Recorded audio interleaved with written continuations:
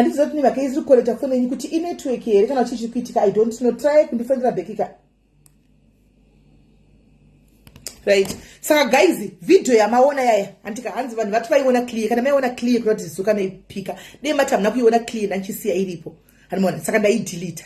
Right. Saka nyaya iripo ndeyekuti guys, inzwai munzwe. Mai ava vanomwa mushonga andika mwana ndewavo. Mai ava vane bitterness, vanotora mwana chinyika musoro wemwana muchemba. Vachitora mavideos. Mwana wavo wavakazvara. Yaya vachinyika mavideos muchemba. Anditika vachiflashira mwana muchemba. Mai ava vane bitterness. Baba vandikufona varikufona. Right. Hello. So ndanda kuti kofone yenyu kuita sei? Hello, makuninzwa? Network yeZimbabwe inonetsa my sister. Ndekukwira pamakomo itombotsvaga chirwa tenga data. All right. Takudzoka panapa pandiri pamhepo nenyaya yemwana wenyu. Can you please tell us kuti imimi chakaitika namai vemwana uyu chichikuitika? What's going on? Chasvika apa chii? Mai vemwana takagara tese bva mwana ari mudiki tikatombosvedzerana. Tingati atiri married handiti? Tiri married kudaro, but mukadzi uyu aiva neunhu hwokutuka kubva kunana mai vangu achiti vana mai vako vanoroya. Aituka munhu wese kutotora foni yake chaiyo orisondira na mai vangu kutofundira mai vangu achishauta kuti hure ni muda kudya mwana kusvika hama dzese dzatondinegleta ndisina kana kuudza. Ndikashingirira pane mukadzi uyu was violent. Iye personality chacho she was violent zvokuti aibvarira kana hembe. Mumba macho mamusingagariki. Taiti tikagaragara panapa landlord oti bvai. Kusvika ndadecide kuti let me run away for the sake of mwana, because mwana wacho dzimwe nguva aitobata okandwa uko. Izvi tichimbonetsana uko mwana anenge achikandwa. Akada kuzviuraya kamborova glass road pakachekwa ruoko kuti azivanga. Pakabuda mari kuti asone koza akatosonwa maintenance stitches zoti zvimwe zvake zvitori paralyzed. Handiti? I ran away from Zimbabwe kuenda kuma foreign countries like Botswana without a passport. Ndakutotiza ndina kuti apachagariki. Kuti tigare tese haigare rihondo. Ukangoti mai vangu, ukangoti ndatumira mai $10 ovatumira kuvangu. Mai vako vanoroya. Mwana akarwara ndi mai vako. Maprofita ati kusvika ndadecide kuti let me live. Munhu akadai. Because family yangu yese akati takoniyo kuzvaita aibata foni achituka munhu wese wefamily hapana wasina kutuka. And then my family and I decided kuti let me leave this person. Saka kubva pandakabva muZimbabwe ndikaenda Botswana, South Africa, ndikadzoka. I was quiet. Ndasingatauri naye, asingazivi ndiri ipi. Saka nekuda mwana ndaita njimbo ndakamboenda ndinomutsvaga kuti ndichengete mwana wangu, because ini mwana wangu ndoda kumuchengeta, but hapana chaunotenga chinosara pamwana uyu. Akangotsamwa chete chero wamudzira chikafu chinotovhurwa choraswa. Akangotsamwa chete kana hembe dzinopiswa. Akangotsamwa patogariki. Mwana wacho akatongochema ndozvamunoona zvanenge akuitwa tochemera baba vako. Ini ndikati handidiwi wewe, ndakaroora. Ndine mumwe mukadzi. Ndakati kuti asvika apa zvikanzwa kundoona sechinhu pasina because wakandipa mwana. I think ndinotora mameseji ake achipopota kusvika to extend kuda kuzviuraya. Ndine mameseji ake sandina kudzima. Nepanga abuda muchipatara after amwa poison. Ndine imwe information yake futi achitaura izvo achishauta kuti mwana womuone saka ndakadecide kuti handigoni kugara nemunhu akadai. Saka maybe kudai depression kauti iye atori suicide ameno because hakusi kutanga kari kechitu.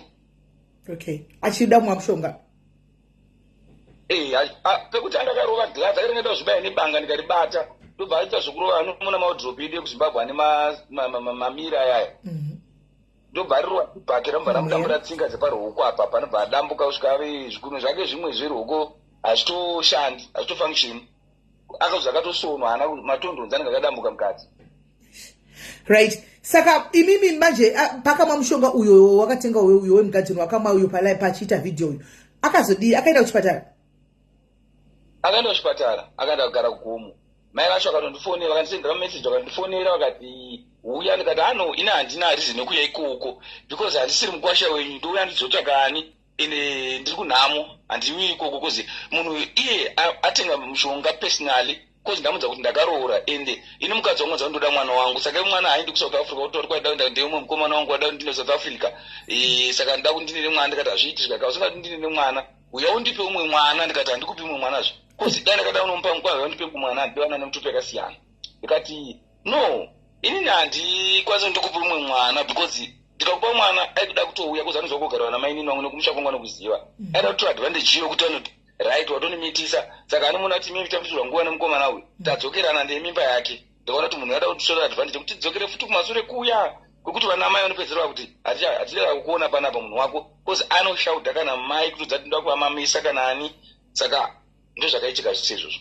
Alright, so imi mapiwa mavidhio emwana achinyikwa musoro muchemba, anoflashigwa muchemba mwana uyu achirohwa ende pane pane bitterness yekuti baba vakandisiya saka mwana anorohwa achinzi baba wako zvakazodai baba wako azodai panapa. Mapoona mavidhio aya ndofunga I would like to believe kuti mai vanhu vakusenderai makaita sei? How did you act? Ndakati inini ndakatumira my relatives dzinogara close to here because inini ndandiri a bit far because ndinogara kumaopera ndingati kuglenora uko saka ini ndatori kure. Ndakatumira my relatives kuti amhanya anoona kuti what's going on. Vakaona iye anga amwa mushonga akatanga ida kumuisa mwana achiti inini mwana wangu takutofa because wauna basa saka iwe nemwana wangu da kutofa pano because iwo watisiya. Saka ndikati aiwa urai mwana kana wada kudhisida kufaiwika mwana hana mhosva and think about future yake iwo airarama pako kana waguta you can die because uri kuda it's your choice ina namba kuti any problem mwana ndirete kuchemera hembe dzake because ndakamuvigira hembe ndobva dzapishwa hembe dzake saka ichema kuti mapisire hembe dzangu mapisire dress rangu ndo zvairorwa izvozvo. So ndatumira vanhu vakaona achiri right akandiri right ini mwana hameno anga aripi ndobva ini ndazoti the following day racho ndobva ndamugamba nenda kupolice kucentral zvikaine central endai kucivil court kana kuti mhanya kuglenora munopiwa custody yemwana kuti mwana ari pasafe place. Tikaenda kuglenora kuya zvikanzi neglenora mai vanogona kusvika voramba kuti tikupei mwana izvi zvinopedzwa kucivil court kuna fourth ndobva tabva ikoko ndobva tinda kuna fourth kuya tikasvika paya tikanoona zikanzi tikumbira custody yemwana zvikanzi custody yemwana hamuiwani pano endai kulegal aid kumalawyers uko tasvika kumalawyers kuya tikanzi right vanyora vaprinda vikanzi hapana bond paper une mari ndikati ndine dola zvikanzi dola rikwani pari toda almost zvese panoda $5 court fee panapa ungataura kuti une dola shamwari panoda drinkika panoda chii tobva nyaya chakasvika pakuti apapa kudasa like $20 drinki ndeyei pabasa rake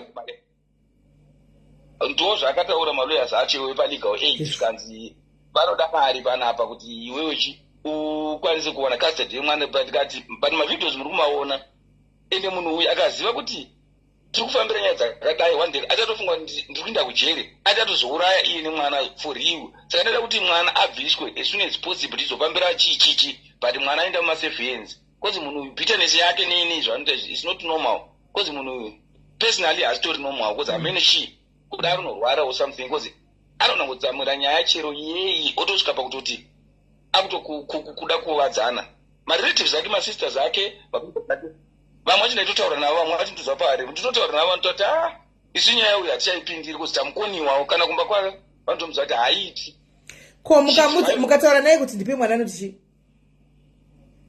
Mwana haufi wakamuona auforward mameseji ake achitobheja kuti mwana wangu haufi wakamuona iye anoziva kuti inini ndine love nemwana saka the only thing zvinoita kuti tabe titaura in life chero tikadii ndinozongodzoka kuti titaure mwana ende iye tada nenguva tatinombodza pa6-7 months tingataudzani abva kundishauta achinditukira mai achifondowana mai achishauta akaenda kuna mainini vangu ndobva ndauya kuzokuradzai mwana amaini vangu vatokuta mameseji mapics vaitofara ndoona mwana waningi wati auyu ende mwana wake akura guys but tauchengeta mwana chindikateerera ungati amebva achinja ukanzi ende maidhi ave neunhu auya kumba tikatosora tese akatotaura zvakati ndafara ndikati mama muchandituma but hapana gore apa mabva kuti handikana kukuona mwana iwe ndatoripa mukadzi wako akanudza kuti ndiri hure ende ndakaura naningi saka zvikanzi aiwa akura ndamuona ndatomureverera chichi pakunoenda nehembe idzodzo iye akafunga kuti kudzoka kwandaita zouya nehembe ndiri kudzoka kuzotsvaga iye kuti tidzokerani patakazomudza kuti ndakaroora shamari ende mukadzi wangu ndiye akatotenga hembe idzi ndatomudza kuti kune mwana wako ende mwana iye anofa kuti achengetwe newe zvikanzi haundiudzi izvozvo wamutaurira kuti hembe dzako dzakatengwa nemukadzi wako iye haunganditauriri izvozvo mukadzi wako iye ndakuratidza kuti kadzakatengwa nemukadzi wako akabva adzipisa mwana achibva kwaibva achinosvika idongora mudhishi radzakapisirwa ndopakatanga kuchema kuti mapisi rembe dzangu zvikaigara natokuratidza ndichimumamisa mwana wako ndichimutsika musoro aibe evidence mwainidi kunditaura ndongoforwarda muchiona machatsi acho muchiita go through ndopakaforwarda ivhidhiyo imwe yanda kuiplaya achitsika mwana musoro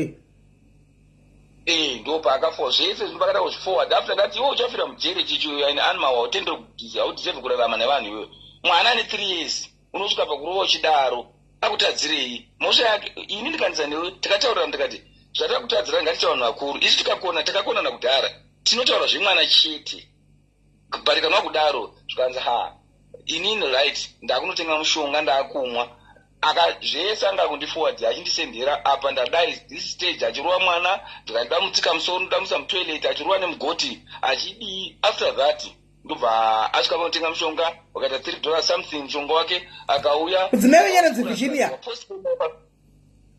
mudzimai wenyu anonzi Virginia mudzimai wenyu anonzi ani anonzi Melody Nyaduwe alright Melody Nyaduwe alright Nyaduwe okay right Nyaduwe zvikanzi waforwardirei message pafacebook ndikandada kuti vanhu vaone kuti how heartless wauri kuti unotaura kuti mimba inorwadza and labor ndo labor yacho iri kana uchidai your own kid dai uri step mom that maybe mwana wako kuti wakazvara how do you feel inini baba vake ndiri deep pain nezvawaita mwana but manje mira uone watowedzera wese ndobva akavhura chigubhu chemushonga ndobva ndobva adai ndobvaenda kugomo ndobva anogara madhezi ari ikoko ikono achibuda mugomo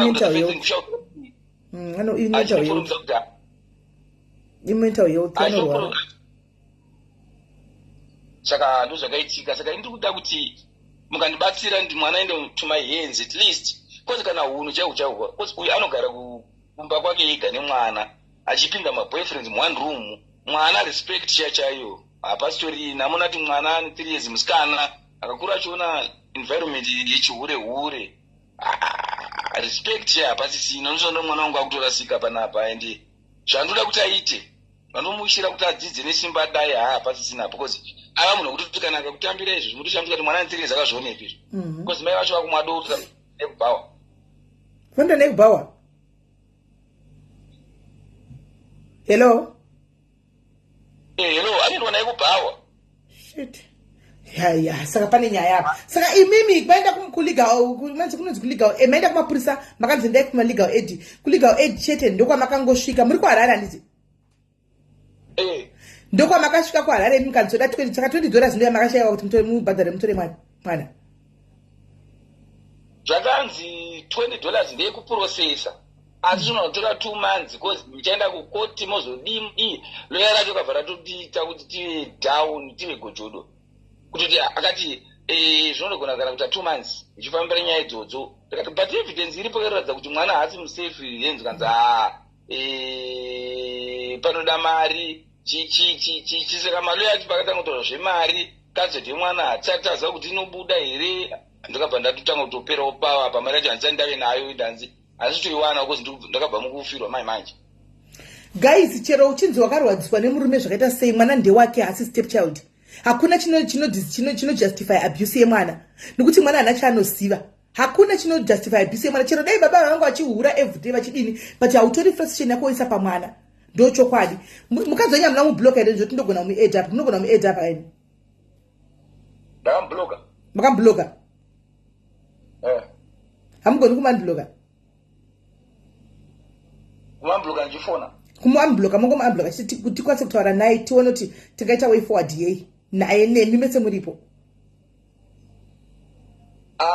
ndinogona kudaro but the next thing munhu atingatogona kutaura naye anonzwisisa kuti kuita zvemwana zviite simbu nemai vake uyu tinoona kupedzisira matozvotukwa kana nemi vacho mukatocha kuti reasoning capacity yake nokuti mai vacho dei vanga vachigona kubatsira iwewe ingadei vakatoti kudhara kwauri vakatouya utore mwana kati vakamuudza kuti mupe mwana vari kuti kwanzi mwana iwewe hauna kupedza kuroora ndoda zvinhu zvangu mwana wakumuda nhasi akura vari kutorambawo naye kozi mai vacho vanoteerera mwana uyu kozi radzibhoni yavo saka muri kurandichitaura kuti mai vamuri kuti tingataura navo ava mai ava vanotori kusaidhi mwisi nemwana wavo variko but vanogona kunzwisisa reasoning capacity yako iri nani pakuti havazopengi vanotanga vaziva kuti vari kutaura nanani moita nezvei vanozoona kuti nyaya yadai because iye mupedza matodza kuti ave kana kuSouth Africa nemwana atiza naye. Kana ari benzi kudaro anogona kudaro kuti anogona kutiza nemwana ipapapo chete. Ndo zvinogona kuzoitika ipapo. Saka munhu kuti zaita kuti dai pawanika amene kuti mutemo muZimbabwe wacho kuti mapurisa ati ari kurifewa uramba tungoramba ingorifeiwa. Because mapurisa akazona kutorera imwana chaiko alright. Ndoita seiko batai makadaro.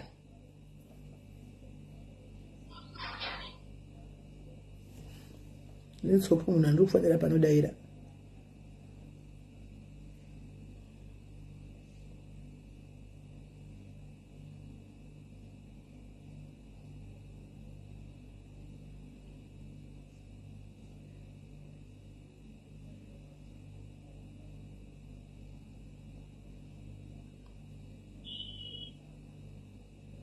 Right, mira ndikudonedzera angazi ndokufanira bheki ndimtsvage feya mira ndikudonedzera. Hauye nikisi. Muri kuona guys izvo zvinoitika everyday zvekuti baba munenge marambana nababa vemwana then baba vemwana panenge pane maissues anenge aripo zvinotocontribute kuti mai vanosvika pakuvenga mwana wavo wavakazvara because of vakaona tasa mwana uyu vanofunga zvavakaitirwa nababa vaya vangoona tasa mwana udai vanofunga zvakaitirwa nababa vaya hanomona zviriko guys mungazvirambe henyu but zviriko. Nemi phone yakutofreeze naimi madiaries phone yangu yakufreeze kondichengerewo zvemwe phone naimi izvo toda kuzama kuvhura izvo kuti vafonere iri kuramba kusensa chiri dziko yechi chinenge ngosi hanimoza kuti ndiri murombo guys andamari umbondichengereiwo phone izvi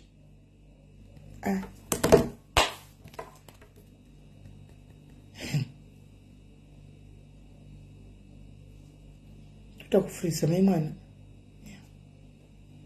zvoita manje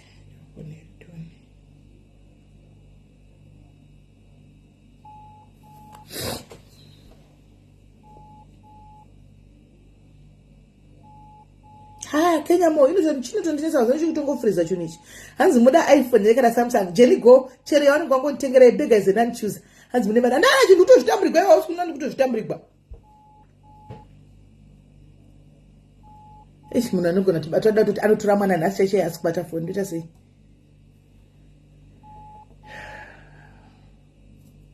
because uyu ndiwo mutemo yaigona kunotora mwana iyeye nhasi network dzekuZimbabwe ndoita sei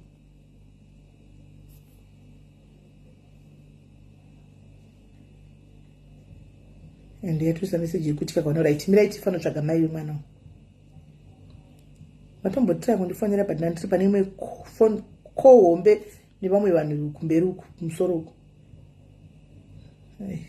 right Hi Murisei, I think munokwanisa kushandisa mavoice note because WhatsApp call inopinda but andina data lokuti ndinge ndichidaira WhatsApp call saka ibvume aiconnect it failed saka mavoice. Hesi mainini maswera here ndavepo chiuya ichitaure muri seiko manje inobva yatika kawani azivobvise moida ndidibobvise ko kuti vaende nepolisi chiuneza nepolisi ndo iri kuvati inovarifeya kwavari kurifeiwa uko kana varifeya kwavari kurifeya uko kusvika kuti vanoda mari baba vari kuti havana kana $20 kuZimbabwe chaiyo havana zvinhu zvacho yautaura zvakanaka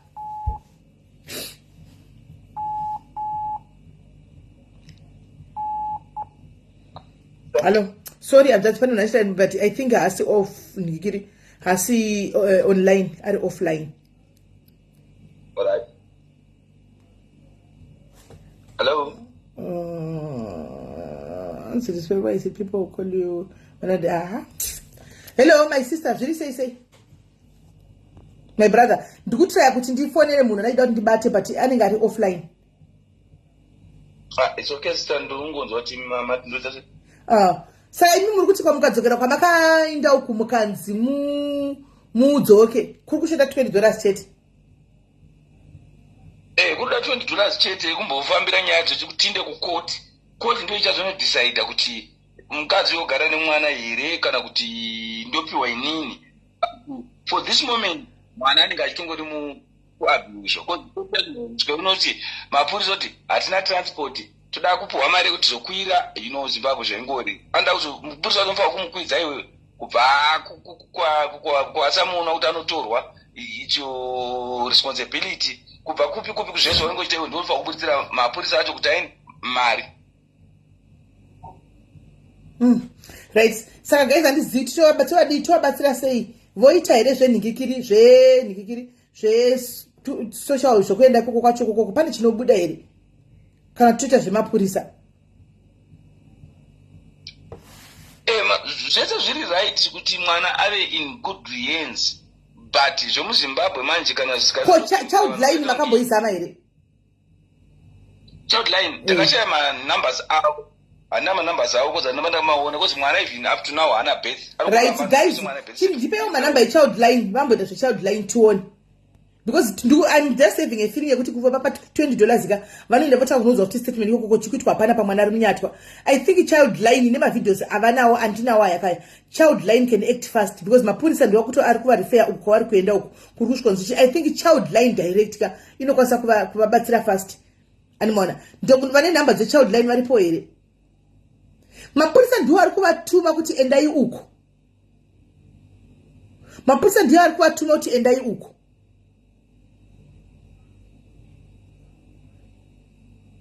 Pamapurisa pari kunetsa because mapurisa ndiwo ari kuvati endai uko. Alright, kana ndodini munhu ananichida kutora kubata apa pandai uyo anga achitovatora woenda navo straight away izvozvi kune mwana with this evidence, but manje asi kubatika anzi daiwo munodhaila 116 inoenda kuchild line. Muri kunzwa 116 iyo 116 hanzi masters masters handizivi chichi kuitika and I don't know but number tapiwa. Right, let me pin. Thank you Yvonne. Right, mune pekunyora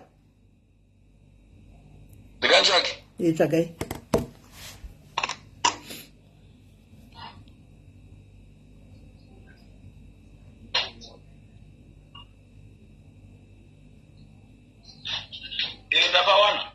Plus 263 plus 263 732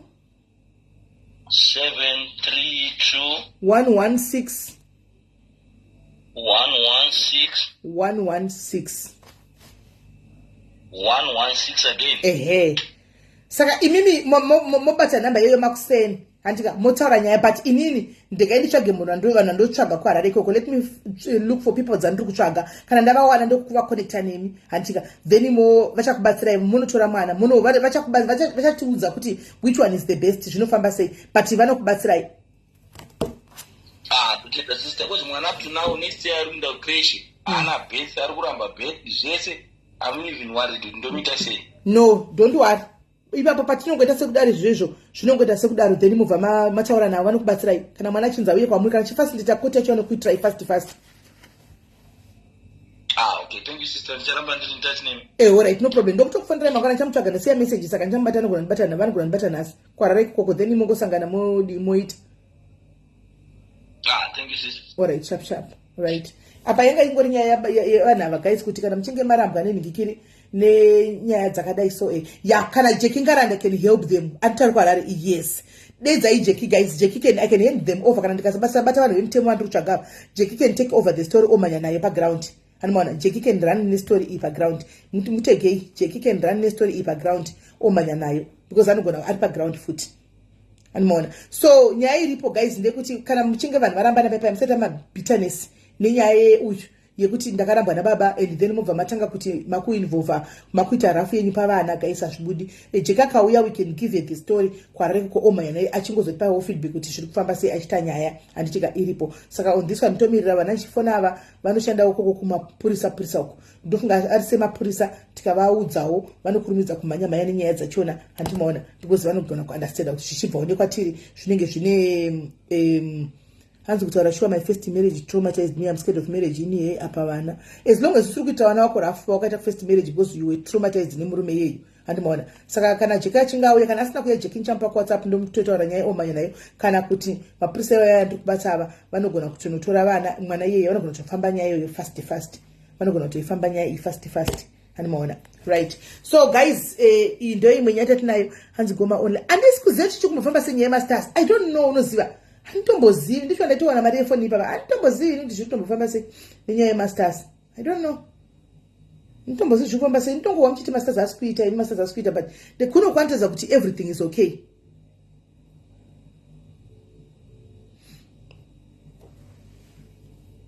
Pano yari kundifunza kwai munonzi muri ngoma saka vana vamunavo ntevenyeri. Avasi vangu ndanoziripota kuhome office kuti akabava vana akauya navo kuUK. Ndanoziripota ikoko. Uzouya kundibvunza inini. Hello? Ende? Ko chichi kuitika pamasters naye? Masters haasi kuuya. Hakuna masters zveshe wabepa funi kutofuriza. Ipo ndani kwa bali tika apa ifoni yakafuriza. Apa hakuna masters. Tarisa ipa page apa zvipo basi yenze masters apa. Aiwa dzifambire nyaya idzodzo zvichiri kuhwa kuda. Ora sharp. Right. Guys, tapedza nyaya iyi. Aiwa ndakutsara sebanyo right am comment section saka ndakombinda semako right. Saka ndakotsika tibve tambozvipedza tipe binduro.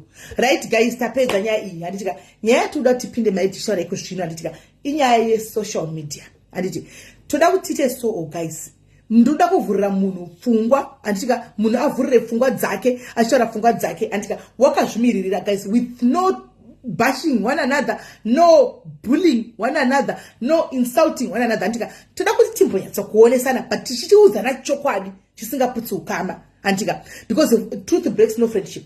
Tichiudzana chokwadi chisingaputsi ukama but tichionesana nezvinyaya dzepa social chinongonzi social media. Zvikuru sei patinotambira apa panonzi Facebook. Andimona munoziva kuti mimi vanhu kune timu ningi. Antika please apa panapa ndokumbura kuti mumbotsvaga common ground. Antika zvokuti mubhashane mudaidai mumbomira. Andimona zvokuti mubhashane mudaise mumbomira. Andimona tingoita zvokuti timbotaura tichingoonesana chokwadi nenyaya ye-social media. Antika muchingotaurawo pfungwa dzenyu nemaonero enyu enyaya dzenyu. Wakatsamwa iko naitichi dzepa-social media. Hanzi most bloggers are bullies. Most cannot all. Kenya, is it most or it's all? Ish, mara kimera ndisandura hembe kunze ya kombrena. Let me gaini visite kutenda utsa. Zvinganetsa izvi. Timuri kukombrena nenyaya ye-t-shirt kwai hatichaoni ma-comments. Mina ndishanduti. Ndamukaverenga ma-comments. I think magona kuverenga ma-comments manje. And zvaraita magona kuverenga ma-comments. Ndachinja. Right. So number admin ish bendibamnini so. Kwaitika zvokutamba denga tichanoripotera maiwe kutaura zvedenga futi. Right. Abva afona number anenge anadzo. Right. Hi dear. Uri sei dear? Right. Aiwa zvamaita sismedi mastriti ndofunga achamboti zororei. But zvekuti team ningi zvinandoni zvine musoro Facebook haidupinda nemoyo. Like vamwe vanhu vachatourayana pafacebook ipapa pane nyaya dzinani basa because munhu nemunhu especially masocialites munhu nemunhu ari kumba kwake ari kuita life yake. Facebook life is different nereal life. Vamwe vakazopinda muzvikwereti nenyaya yekuda kupfeka life. Inini zvangu I just want to applaud you. Zvamaita izvozvi because mastreets umu hata tichimhanya chipiringisha tichitotuka nevamwe vanhu vasina mhosva. Anyway, handizivi inini ndoda kuti okay adona. Right. Nyaya yemanzi picture iri kumadziro ndivana navo. Handizivi. Guys, nyaya iripo ndeyekuti Facebook kubva pakauya mari. Hanzi live yekutanga no ndaidelete because yanga ine vana mukati. Kubva pakauya mari kuti nenyaya yemasters, nenyaya yemari, nenyaya yechakati antika kunyaya ye-social media. Andi muri kuona kune zvinhu zvakawanda zvinenge zvichiitika zvokuti takungomhanya. In fact inini ndega intaura ndichitaura kuti hamoti munombozviona here kuti masocialites aya anozviti mabig tiri mabully. Asi level of bullying wasiyana. Kune mamwe vanhu vanotozoti handizivi makambozviona kuti mamwe masocialites now are getting bullied. Kune vanhu vanotobhula even mamwe masocialites acho kuti pa social media you have to hear from me. Makambozviona here kuti pa social media anditi maona unogona kutoudzirwa kunzi you talk about this, you don't talk about this. Ameno ichiri social media here. You be controlled kuti you talk about this, you don't talk about this. And zvakare makambozviona here kuti pa social media zvatovepo right now iko zvinezvi. Blogger kana kuti upcoming kana kuti muombe akaisa kana posti imini comment section munotora posti mubva mameno muenda kunorelate kwamene chida kurelate maposti enyu. Haisisiri social media inonakidza guys. Munototora posti kana yaiswa kana kuti kupi makutoti uri kureva ningi. Uyotora posti yaiswa kwawava voti uri kureva ningi guys. Saka panenge pamunenge mchizviitirei. Indoda kumbobvunza ini. I want to ask a question. Kana ti uri socialite kana munhu akauya pa social media. Anditika wakati upenyu hwangu ndauisa pa social media zvatakaita izvi. Anditika ndosaka maiona kuti pa social media ini ndototukwa left right and center. Anditika because kana ndichida uri ndogona kutukawo vamwe left right and center. Ando zvatiri pa social media. That's who we are pa social media. Tikatotukawo uyo anotukawo mangwana ndindorira. Sura mangwana uyu ndiye omborirawo igame rema socialites ese rinenge richitika. But pane kakutya kamwe kanenge karipo pane vamwe kune vamwe vanhu so animona isisi tinoda kutingotara chinzwisira masocialites ese vachationa tichiona kudi tinokumbirawo nemweya waMwari ngatisiyei mweya wokutyisa vamwe vanhu mweya wokuvhundusira vamwe vanhu nekutyisa vamwe vanhu kuti because isusu ndisu tine nyanga kana kuti ndisu tiri tu handizini ndingati chi I don't know ngati amene kuti yosara iri social media certain people here.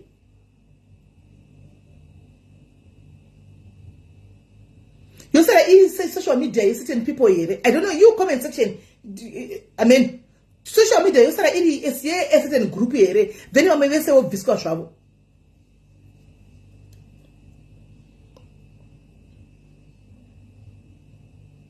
Yes, kuneva no badarwa. Paddington, good, thank you for that. Kuneva no badarwa. Nekuto tumwa. Trust, ndakabakudzai. Amushi believe. But makazo zvinzwa. Kune vanoto bhadharwa nekupiwa mari animona kuti ita ningi tuka ningi for a fact ndinotori neproof yazvo. Proof ndinayo kutopiwa mari chekutotumwa kunzi ita kwakati. And that way vachagara vanenge vakamira vachingotuka because ari kudla. Remember socialite kune mumwe kuti they have nothing to lose. They have nothing to lose. Kuvana vake vakatomkonewa. Murume maybe hana kana kuti murume akakatomkonewa. Saka they have nothing to lose. Animona. So as long as mari chibuda achangoita zviri kurira ipapo. Kune vanotumwa kunzi itachakati. Tuka ningi. Itaso.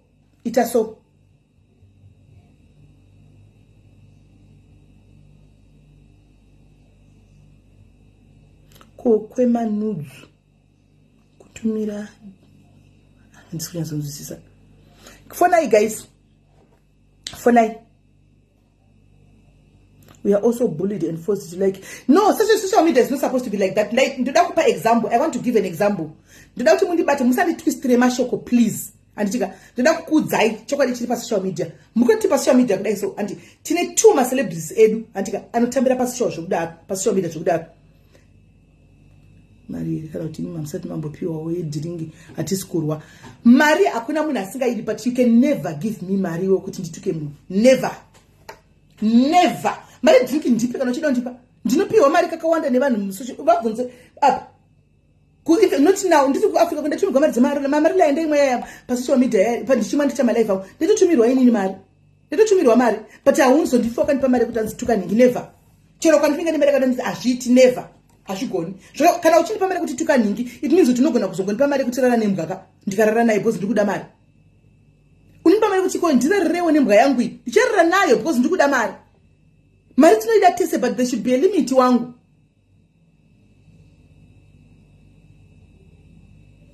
Anmona there should be a limit wangu. Hello dear. Hello sis Mary. Yes, could you say iri right mundoda kungopo hangu muono wangu panyaya social media.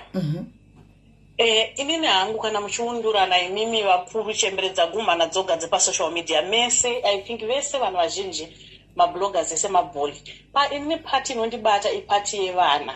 Pane zvimwe zvinhu zviri sensitive zvokuti especially pavana tukanai mubvura nemundurane but pavana musabatirane vana munoziva pane pamwe pokuti inini hamundopa example yokuti mumwe mwana anogona kuzvarwa akadaro achitonge zvaari munoziva kuti zvinoafecta even kuchikoro kumashamwari zvinopesa zvakumukanganisa even nyangwe vana venchereche vakazwa muchitukwa zibomwe vasiri pasocial media vasiri vanhu vesocial media vanei nazvo but ukatanga kubata vana mwana anotobatikana kana kuchikoro nyangwe kupi vese zvavanhu vanobhula koita vamwe vanhu vanoita chino vachida kuona kuti zvezvekuti munhu anoita nyaya achida kumira kuti nhinga apindire vari kuvanhu vakadaro vokuti akati tauri nda kunzwa kuti nhinga ati chii vari kuvanhu vakadaro vanoita kunge vekuti anoita kunge tinhadzirwe nokuti iye ari kusaidhira nhingi iwo anoziva kuti anotyiwa saka anotanga kudenda kuti obvious vakangodaiwo achapindira ndo varipo vanhu vakadaro koita mumwe munhu wokuti munaziva kuti munhu ari kurasika uyu but vanhu vagona kumudza shoko anotonga chingomuti go chakati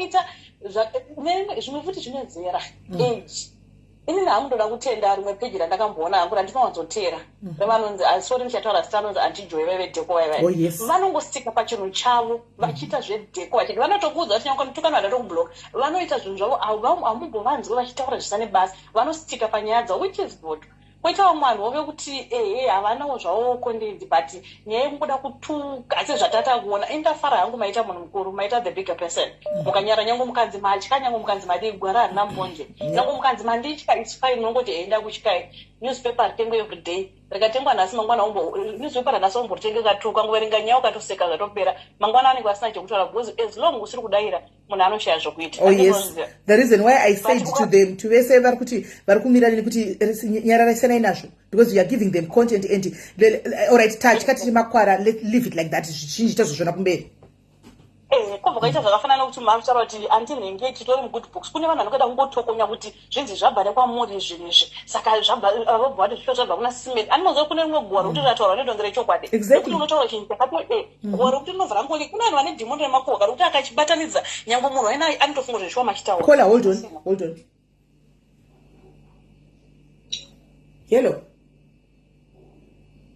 hello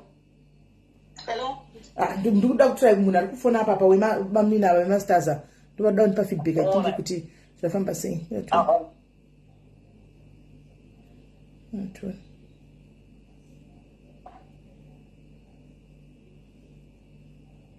Alright, enderera mberi ako vari kuramba chifona zvakangofa ndizvanditoa kuti zvimwe zvaitoka kune anonzi anatinhadzirwe wokuti anongotsvaga kunyonganisa kuti nokuti vanhu vakauya nezvakati zvambofanira kuti munhu antaura kuti anzi vakauya nevhisa refake that's stupid because hapana munhu angamboite vhisa rokuinza vanhu zimwe zvinhu hazvidi kuti utaure pavanhu ndizvongoti unoenda pawebsite unotarisa kuti chinoita kuti vana vauye chii zvimwe zvinhu unotoona kuti mumwe munhu anenge tongoriwo dofo rungotsvaga kukanyanisa madhaga ini maita chinhu chihombe chokuti maona kuti pamabaya live munhu wese auya yes they were waiting for it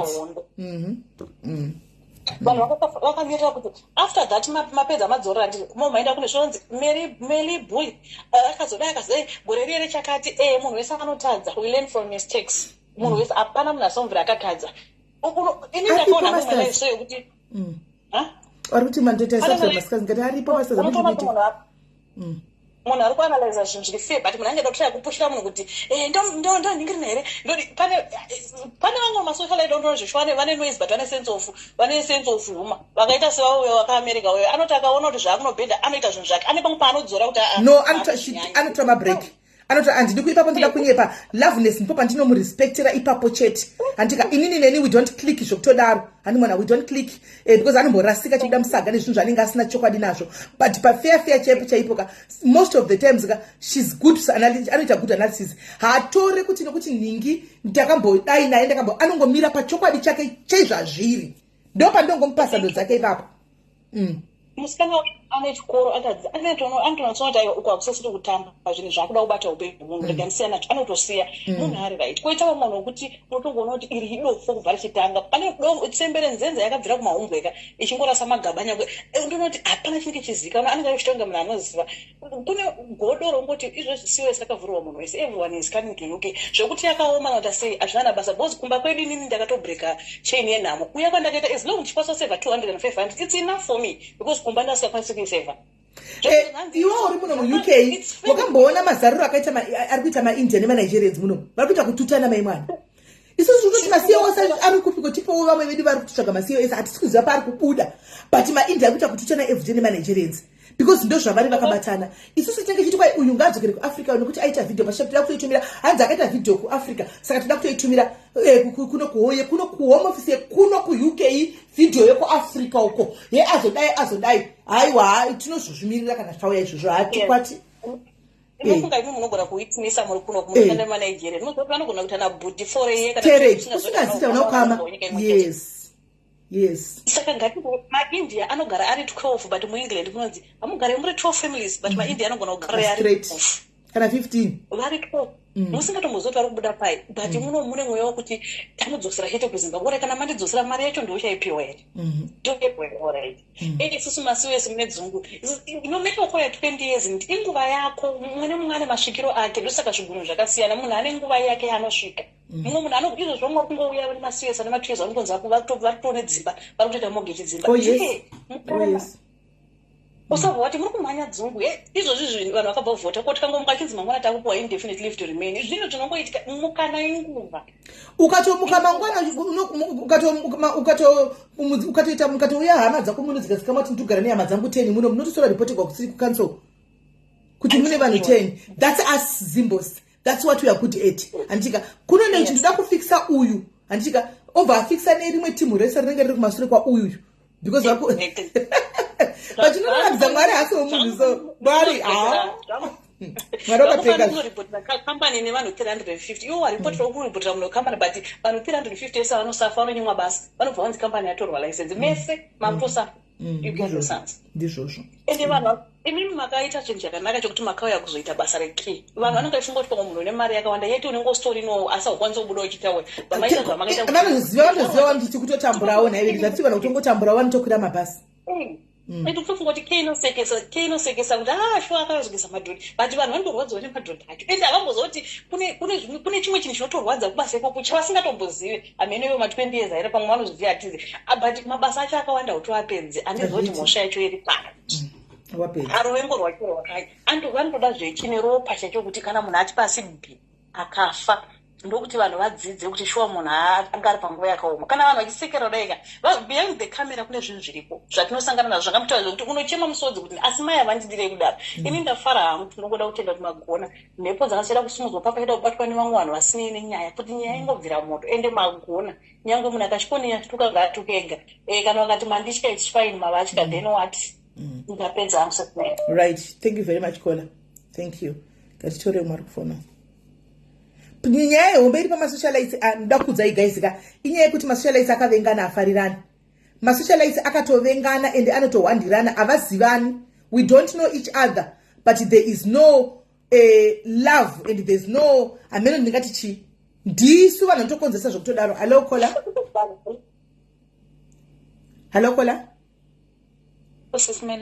mushe zviri sei ndiraiti mamushitara nyaya yemabhulisi pasocial media yes ndio ichipo here ndanzwa ngepane tiripo aiwa uripo alright SIS MELLY inini nyaya yemabhulisi ndononge even panapa kuti tinyatsoti jiko vanhu tinotya pane vanhu vanochitiwa pasocial media pano vese tinotovaziva kuti ningi ndo mabhulisi epasocial media but kuti vanhu vati jiko tinotya because unoswera uchitukwa 24/7 unodzikisirwa gejo ugopostirwa mai vako ugodii but mabhulisi chaivo guys tinomaziva ende isusu comment section tisi tinoomberera mabhulisi aya emaoko kuti iye awagona zvakusviko zvinezvi its just too deep indomaone rangu ndoona sekuti vanhu katakusvika dai tadzora mabreaki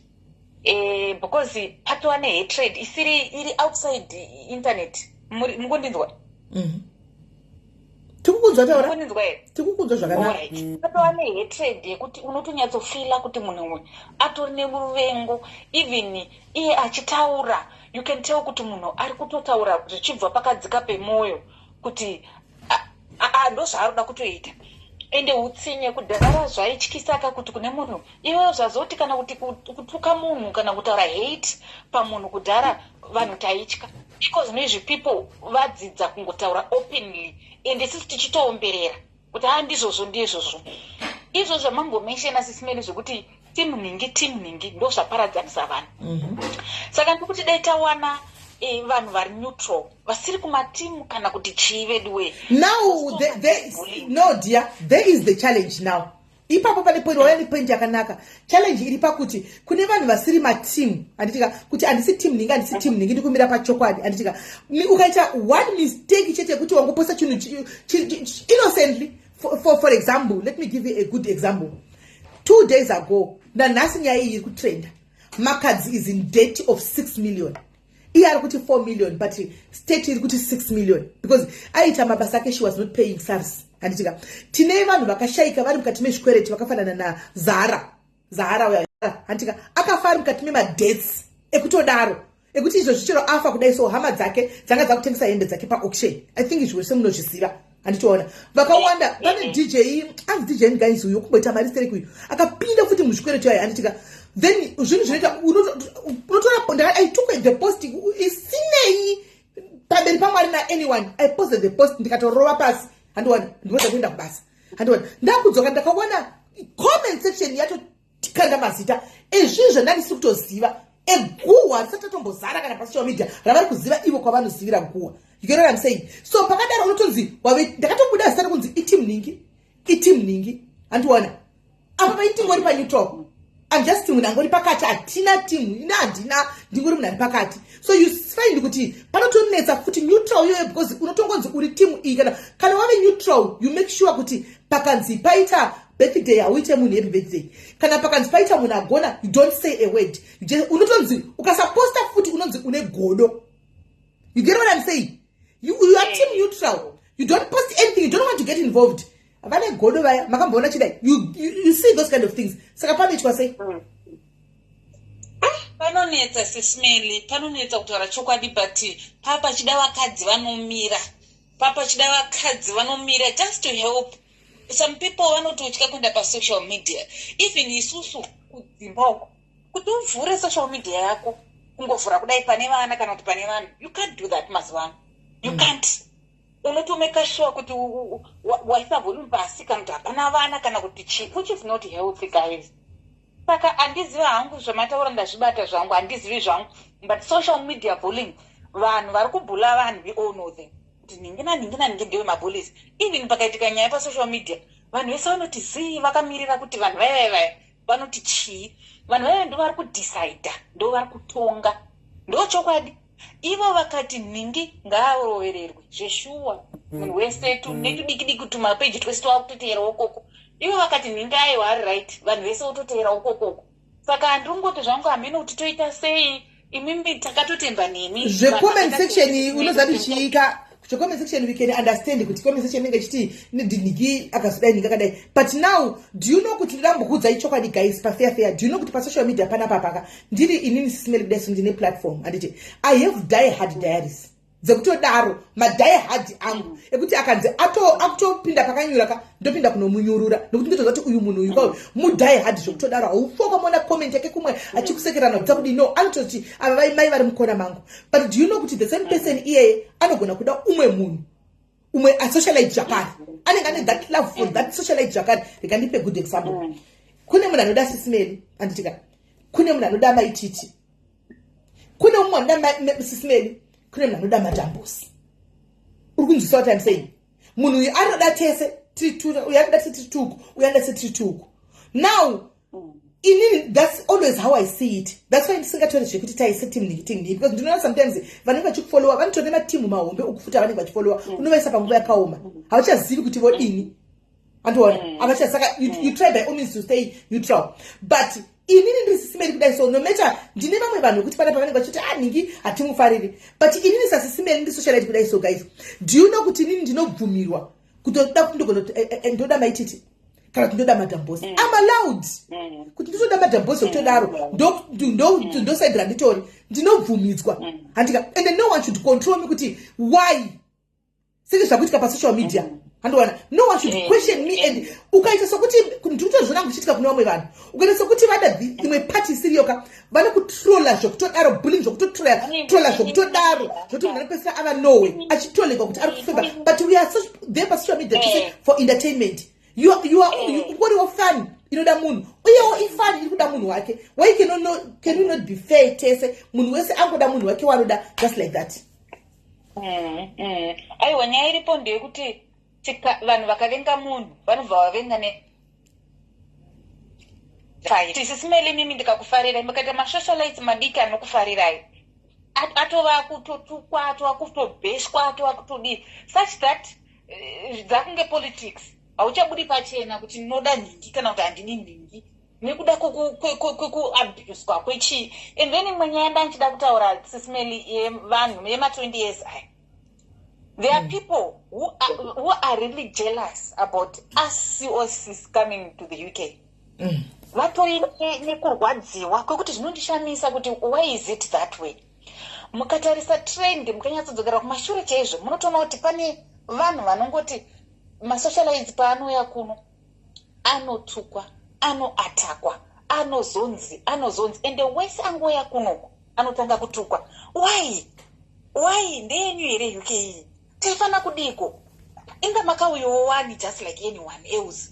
Saka kuuya kwaita ava kwatadzise chii ende unotowanda kuti chavari kutya chiko vari kufila kunge vari kuthreatenwa here or something. Saka my message goes again to my 20 years. Accommodate us. Accept us. Tauyawo tikutsvaga kurarama just like you, just like anyone else. Let's support each other. SIS MELLY mambo for example Indians. Let's support each other. Tidon'tsane ruoko padiwo namumwe padii tichishanda pamwe chete. Ndapedza SIS MELLY kutaurisa vamwe vakuyo. Thank you very much Kola. Right. There's a point that I want to say again. Pama socialites ese pa social media apa hapana muchene guys. Tese hapana muchene. That one is a fact. Whether big or small. Vashoma tinoti vachene. Andimaona. Vashoma tinoti masocialites machene. Andimaona. Ndo chokwadi chinenge chitongoripo. So ende ndoda kuudza chinhu one hakuna socialites sina kumbodendana nemunhu apa. Kana riripo imbondiudzai. Socialites nambodendana nemunhu ndiudzei. Masocialites nema ese akatombodendana pachavo. Pacha zvinondakidza kuti tinodendana nhasi. Totoudzana makukutu mangwana we move on. Todendana nhasi handika totaura zvatotaurana mangwana we move on. But chinoita kuti sometimes masocialites aseta move on. It's you comment section. Ene mamwe maghost anenge achisonyora because they want to push a narrative. Andika a narrative yekuti simply because kune ukukundoka tinge chifarira saka tinomira chakadaro. Hakuna socialites nambokunana nemumwe guys. Tikada kutanga kuti tichaure right now hanzi avana andijoina tete Mildred na tete Childa yes anditimaona chokwadi andijoina maybe she handles dzimwe nyaya yawo in a very good manner dzinenge zvinokuti akuitiki zvinoitika trust me that one nditoziva ini zvandikutaura pane imwe yakatomboitika kuko kwaenza itika but they managed to solve it kuseri neumwe munhuwo kuko kusocialite they managed to solve it kuseri handimaona masocialites vanotokona munototsikana cons guys vanisati nambonzwa hangu tete Childa handitimaona but machitototsikana cons tasikana cons imimi ma-comment section munobva maramba muchiti kwanzi gore riya wakazoti ningi wakazoti wakaona chakazodai pa ndakaona ndikatoita move on ndikazvitaura sematorwa netwa zvangu ndakaita move on. Iwewe uchiri kuramba wakabatirira who are you wakaramba wakabatirira night try love uchiri kuti paya makazodai masocialites we do that always. Hakuna asina kumbotadzira umwe munhu kana kumbotara zvinhu akutorwadzisa umwe munhu zvokutodaro dzimwe munenge musingatombodzizivi. Nhasi tinotoitana izvi makana toita move on. Isu tikasangana masocialites apana patinombofa takaignora muroad apa. Masocialites akasangana muroad anotoseka utomhorisana. Ototaka kutonakigwa zvitoara nyaya. Mufunge. No matter kuti kunenge kwaitika chii. Ani mazviona. Vanototaura nyaya voseka. Ivi ndopa pamunenge maona kuseka mubva vati be careful munhu yasi right haana kupusa masocialites. Tinotosangana tomhorisana. Because tese hakuna sinambokrosa nzira yemumwe pasocial media. All the socialites akatombokrosana at some point.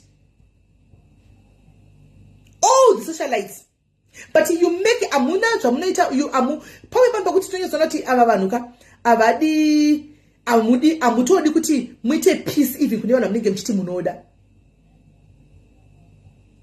Amutodi peace kune vanhu munenge muchida. Iwewe ruru zvaunogona kuita unogona kunoitenga kune vanhu vanenge vanayo. Usana nokutiudza izvozvo pano. Auntie Jenny, yeah, I don't know. Andiyanya kutarisa, but I guess so. Andiyanya kutarisa, but I don't know. Hanmona, I don't know. So no problem ya munoita because pamuno tanga anaruru kutara zvamunenge mchitaura izvi anditika panosimuka dzimwe vamwe vanhu vanosimuka yatove hondo makutotukisa munhu amunoclaima kuti munoda. Makutotukisa munhu amunoclaima kuti munoda. Saka are you doing better? Are you doing better now? Hanzi na Yoko wakamboita wako masiroku nomaziva wani.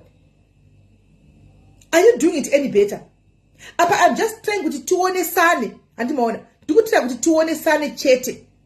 Andimaona. Kuti musarambe makangomira panzvimbo. Muchoti because pama socialites ese zvapo guys. Hakuna hapo atinoti mutsvene takangofanana.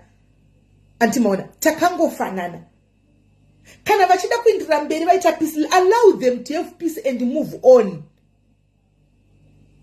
Allow them to have peace and move on. Mwana mchingoti paya wakazoi.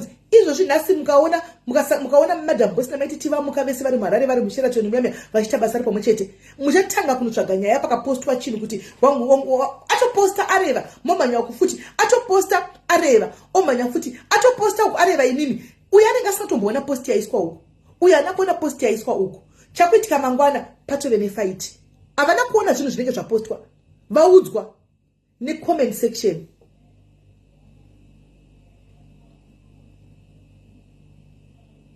Ne comment section. Try to kutogona kukublock akasezedza kunzwa live. Andika zvakangona kuti respect ewo anditika togona kungoku respect. Oti respect how. Hello dear. Muri kwandinzwa? Yes, muri sei? Alright, naida ngopo sense dzangu. Mozaruvengo rwakanyanya rukubva kune isusu comment section tisi tinokanganisa zvinhu zvakawanda.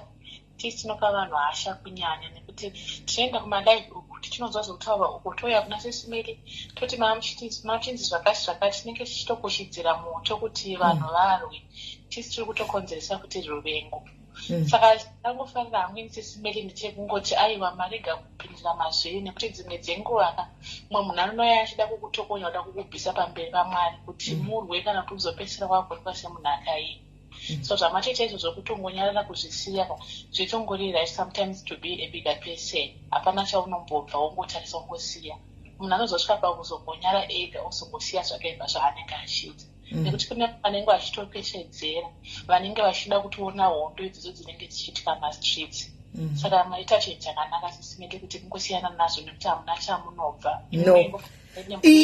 Ini ndiri munhu wekuti ndikataura andigoni ndiri munhu wekuti manjeka andigoni kutaura 2 times chinhu 1 ndo papa ndo panondinetsa manje ndiri munhu wekutaura wekuti totora chinhu kana kutosangana parodi kana ushondrowa zvotopera andigoni kuramba ndongozoti teki nayo ndenda kutoona kunge after zvatoitika ndikadzokera mashure kuti but zvona ndichitoita izvi ndakutotaura kutozvitongesa pamwe pachona saka ndisingazogoni kuramba ndichienderera kumberi. Aiwa don't lose focus. Ondo dzeva masocial media dzagara dziripo kusiriboti kune masocialites nyange kumaartist cheko unonzwa vanhu vachirwira vanhu vavo vakatingoni. Saka imi focusai nebasa renyu muzvishandire mungonamata kuti mhepo dzakaipa dzipfuure dzisiyane nemi mungoramba muchita zvamukuita tinongokusapote zvamunoita. Ini ndagara ndiri mukundi pane zvese overcome zvakaoma zvakadini ndinoti panodarikika pangu panopfurika. Tinofarira imimi tinofarira uyu saka dzimwe dzenguva kana vanhu vafamba vapuwa tinenge takushaya kusati topinda pasi. Ndizvozvo. But anyway it's okay, be blessed.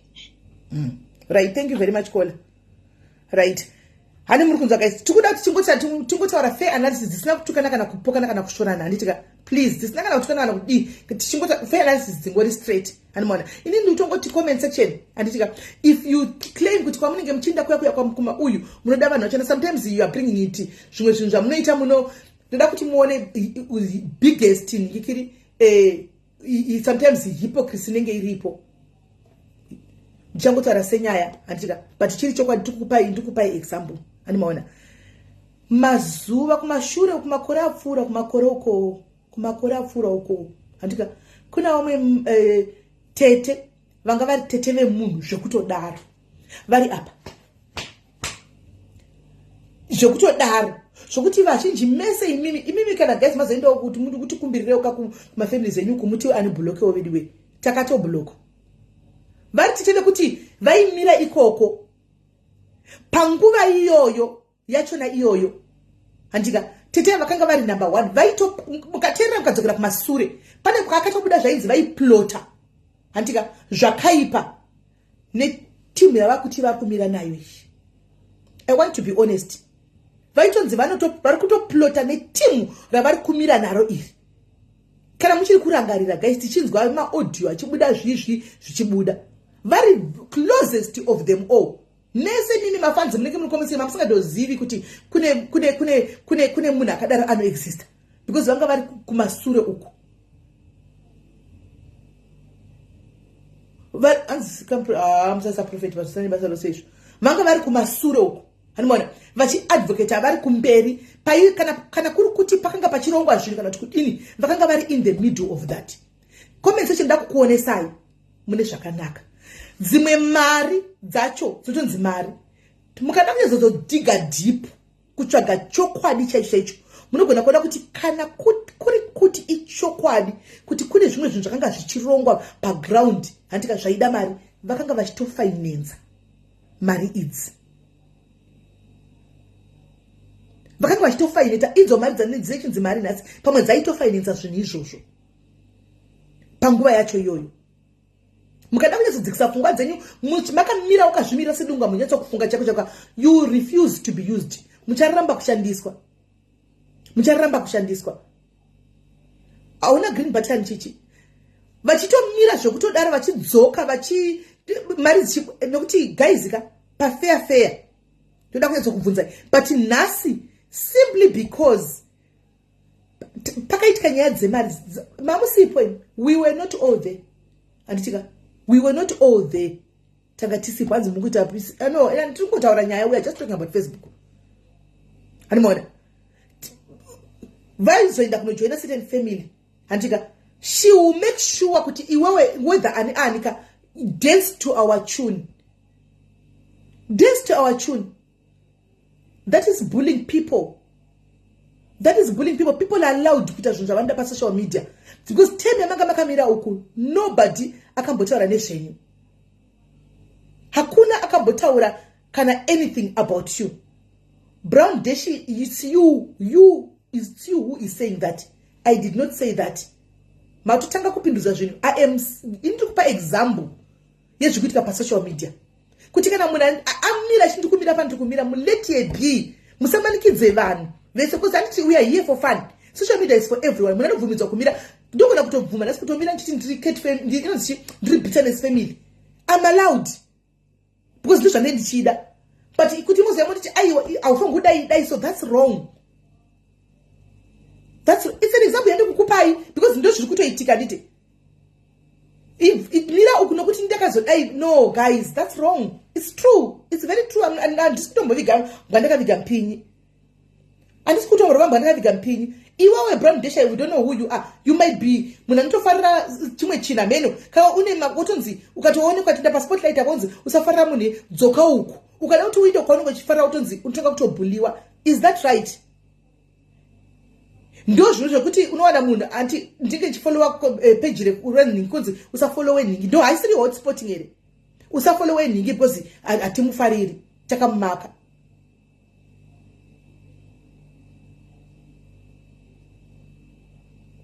Ndizvo zvoche zvakutaura ruru is very much, but zvinoitika sei? How is it possible? Because right now in number rema views nema stars, how is that possible? How is that possible? Anza chiti eda ndakumbomona pati edini, ndinambona njani kwati senda eda mena nonzi nova senda request andina pati edi, hanimona. Of which that is wrong, guys. Social media munhu sanombo adino kuti nini ndikauya ndikati move mataka kuti take nini kutotaka kutobhasha munhu kuti wati wawe mfunga kumira. No, We are here on social media just kuti munhu angoita zvaanoda nedata rake nefoni yake. Hotspotting and bullying fans and bullying other socialites kuti you have to join us because otherwise tinokuitira this. It's wrong. It's very wrong. And it's very wrong. Munhu anongoitawo zvaanenge achida. Kana azokanganisigwa munganongona kuti papakaiva. Munozati kune vanhu vanogona kune vanhu legani for example yangu. Kune vanhu vanogona kufollowa inini.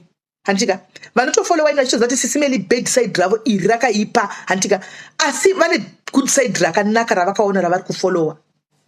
Moziva vanoziva kuti she's bad apa but kune good side kuti tikaenda apa ndo patovadira iri kuramba kuconnecta iri kuramba kundiku iri kutoramba kuconnecta ndozama kuconnecta kuti SIS MELLY we know kuti apa iside iri ndora ndakatomaka SIS MELLY nditovafariri pakadai but iside rakati aiwa papa ndinonzwa kuti ya zvakabhadhara ndinotry kueda Eric America eda Eric. Saka let's not detect people, guys. Thank you, Brown. That's what I'm saying. That's what I'm saying. Iwa ndogona kugara chikuona pano Brown deshitine wemunomo. One day tosangana kuti kuri kuitika hondo ini ndakamira ukamira uko. Should we be enemies? Because the world support but pana padogara chikuona uripo. It shouldn't be like that in life. Hafanga kudaro. Munhu ngaite freedom yekuti ndosununguka kuenda pandoda. Ndoda kunotandara ndiri apa, ndanotandara ndiri apa. Munhu ngaasununguke. Socialites, my socialites, please stop detecting to other socialites what to do on social media and stop bullying other socialites. Social media is big for everyone. Kuna umwe vasingagoni zvekuvokawo. Kuna umwe vasingagoni zvekutukana nevanhu. Handitika. Itai kuti vakwanisewo kuti vafare. Vachita zvavanoda without intimidation or fear or kuda kuvhunzwa ndozotukana ndozodai. Socialite tsiurikai. Ita zvokufona isifona kwaje. Socialites tsiurika, scamming, stealing, talking nonsense to society, you are killing our society. Mimese. Very true. It's true. As much as chokwadi chinogwadza but it's true. Hati tsiuriki. Ungati tsiura ungati gona. Kuskamana. Tingapedzana. Tingazvigona. Uzvingagoneke. Kubulana. Ungazvigona kuti udzati musabulana ungaudzana. Because kune drama kunoda mari kamuchida kuona zvandikukudzeni zvechokwadi comment section munorwisanisa yokozuna anoita live achiparidza yokozuna anoita live evangelist achiparidza yokozuna andika munowana kuine vanhu 170 ndoda kuti ndikutadze chimwe chinhu chikukanganisa social media kune vanhu 70 variko andika asi pakanzi pari kuitika hondo munenge makazara saka munhu akauyawo pasocial media kutsvaga mari akauya achituka mangwana mungamushora because ari kudawo mari mungamushora because ndiko kwamunoenda akatuka muchazara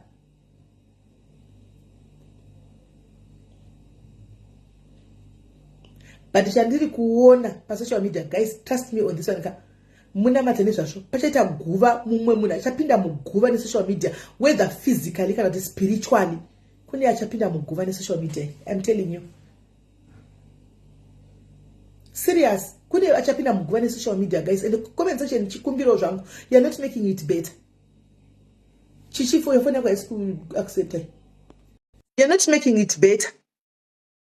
The hatred that we have towards one another anongondibowa never ndikutira kueda ndambotira kueda neava yaramba kanibotira futi one pane nachinhu chinonzi natural hatred anongondibowa anongondibowa I hate her with a passion. Ndakawa kutya munhu achinyora komene kuti I hate her with a passion. Ndikatanza zvinoreva passion here kana kuti angonyorawo zvake. Lulu mwanangu wauya, let me address my daughter with no favor and fear. Nokuti kwakanzi nemwana wangu na Lulu, we are loyal to entertainment. But Lulu mwanangu, you are not loyal to entertainment. In maivako, I am telling you the honest truth. You are not. Lulu unevanhu vaunototsondora. Iwe zvokutotsondora zvokuti make sure you feel iwe ndiwe unopeta manje unomeka sure kuti wapeta vanhu Lulu asi mwanangu allow certain people to have freedom of choices.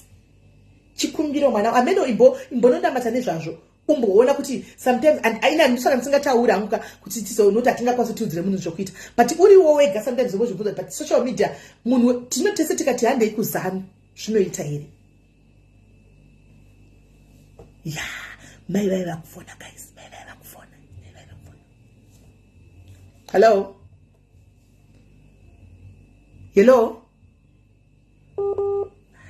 mai vai vakufona guys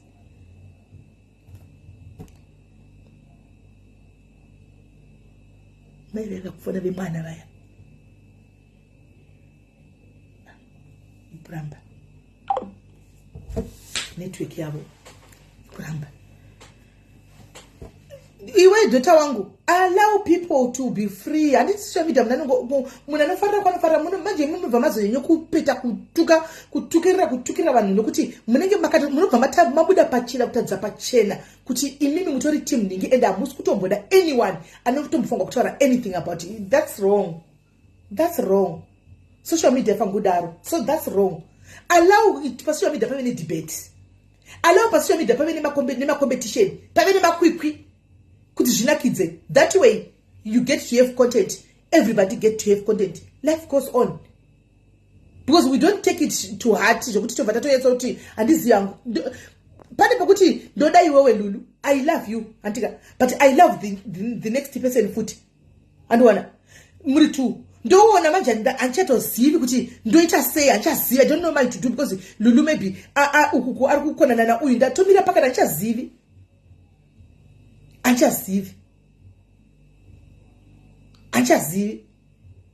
kana ndikauya ndikwa Lulu akuna faunduza kuti mukuite kwa Lulu ndokwa ndikuda kuenda ndikabva kwa Lulu ndikaenda kwa Pamela apana ngandibvunza tkanzi maenda kunodini kwa Pamela zvinova ndise tikangoti tese tose handei kwa Pamela. Lulu hasi kudawo here kuningirira kwaiudzai vanhu vari kundituka kuti if they do that I won't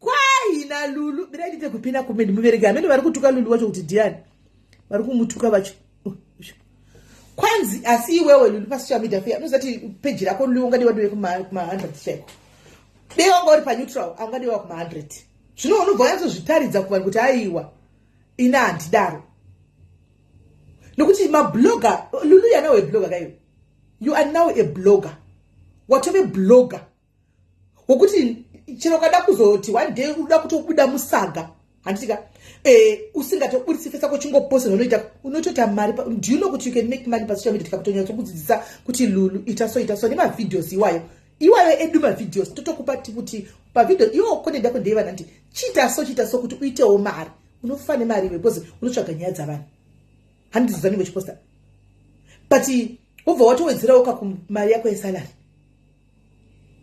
but unozotedza kuita mari because unozonge wakuisawo detectorship nokudzvanyirira vamwe kuti no totaka kwanzi mukandituka ndicharamba ndakangodzvanya zvandiri kuita kwai Lulu ndiwe zuva havane tukuziva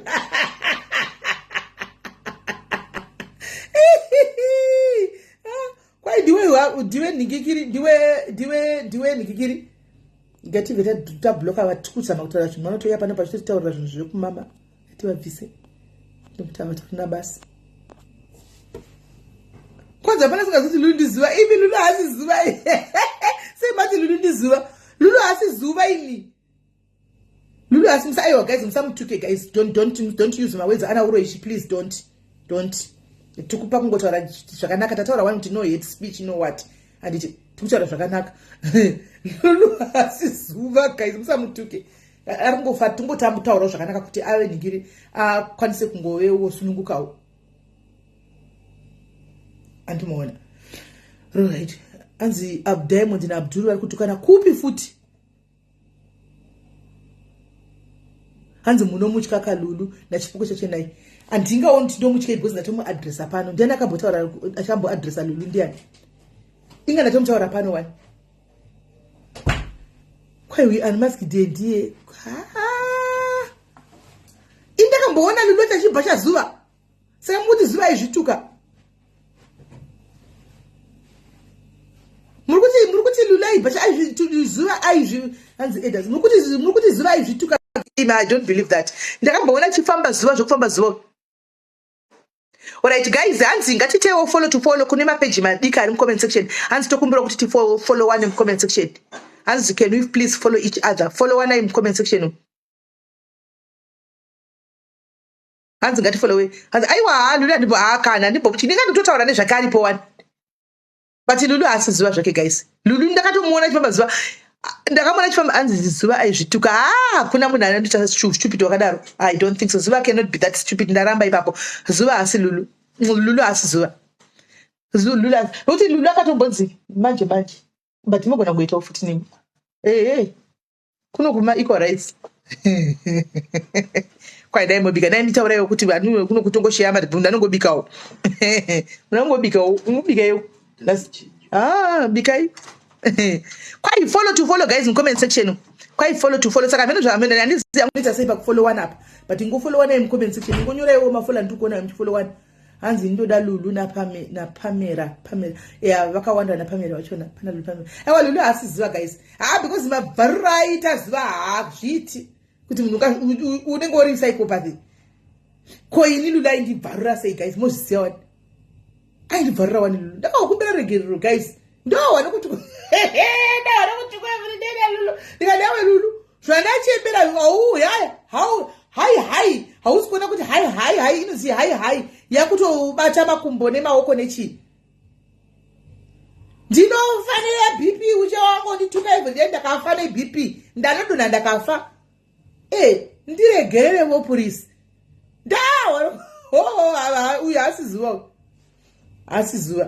asizuwa. But guys, andizivi never please follow good content kwete ngonzi follow. Anzi lulu nichangamire andisivi I don't know. Kubala yadzoka mubadongora ndichavadongora zvangu vatonagidza vaya. Vantu logo kwamseda zveiko right. Zviriko kuma celebrate kunyasora pawakatsika but hapo ndakurambira.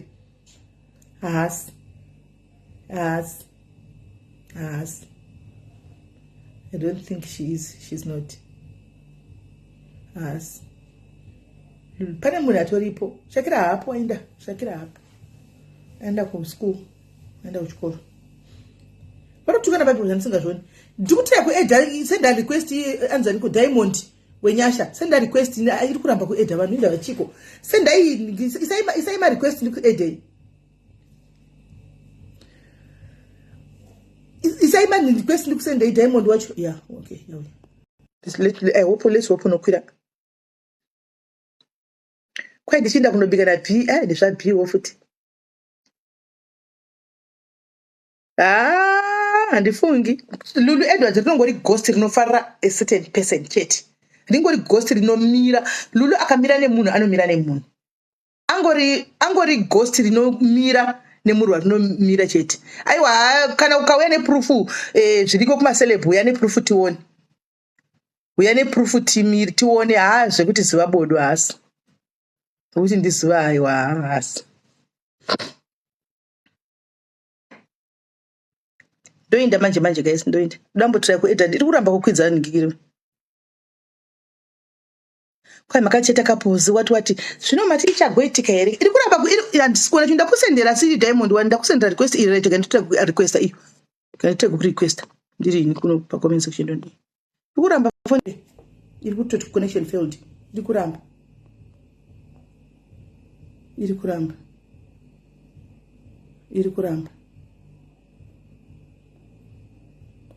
Hasitofona papi kona. Isewo zvenamba dzangu mu comment section afone. Isewo zvenamba mu comment section afone guys. Mululu asati aitwa asati unmaskiwa lulu asati asati unmaskiwa asati ake. Asati. Ndisirewo kaningikiri. Rose ndikuenda manje. Ndai guys isewo kaningikiri. Isewo ka vari kumadoro one guys. Kuti kumadoro one papa. Isai ningikiri isai namba ka vadambofona vafoni. Natwe.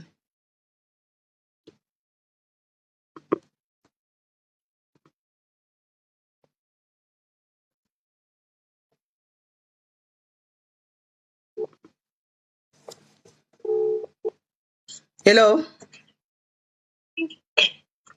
Muri sei? Esi zviri sei nubu? Ndiri right. Ndatoita problem. Kwidza David panapa tataura nyaya yechibhebhera. Maita problem pano? Akanzi David Kisanga Abdu mukwidza SIS MELLY. Ansaka mamuziva here luli pafesi. Andimuzivi. Abdu hanzi uya. Nai zvakotula. I support you. Let her not even attack me. Abdu hanzi ngatitaure. Hanzi maita nyaya yenyu apa hanzi ngatitaure. Ndikutira kumukwidza. Andina namba dzake saka ndikutira kuti kumukwidza paFacebook ibaba. Alright. Muedde tingotaura nyaya yacho pa. Ndikukuedza paFacebook pamusoro baba. Esikuye.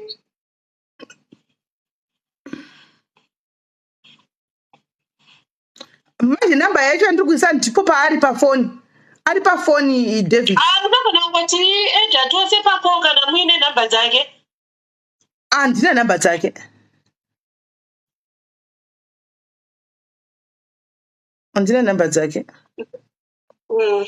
Tingotaura nyaya yacho ipere because pari kungofamba kwese andingoona chero. Kwanzi chiora chichitaura iwewe iye agozoya utaurawo. Aiwa gawe ataure nyaya yake because iye ndiye akufamba achitaura nezvawina ndisangambotaura nezvake. Andisiora chidodona iye auye. Dona iye akafone tione. Right, hanzi fona iwewe nikikiri David hanzi noti ndione nyaya handisi kuzati aufa. Hanzi fona.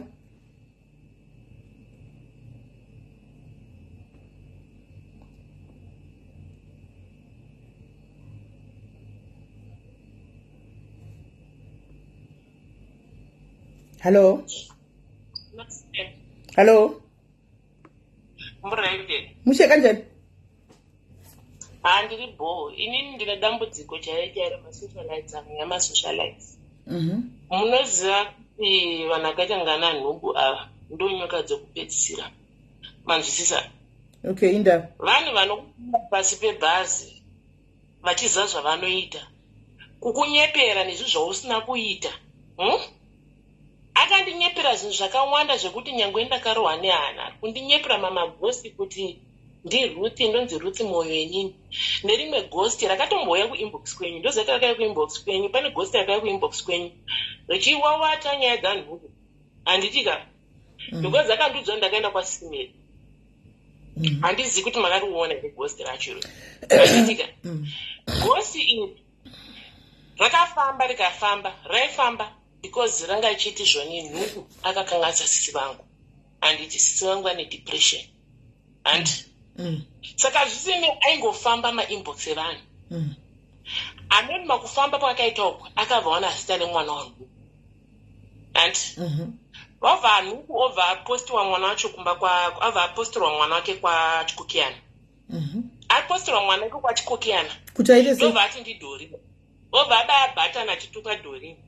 Pakutuka dhorini paya anga achitukirwa mwana wake achinzi ngaakwire pamusoro top of the building asungirira azviuraye nemwana wake aende nechirema chake.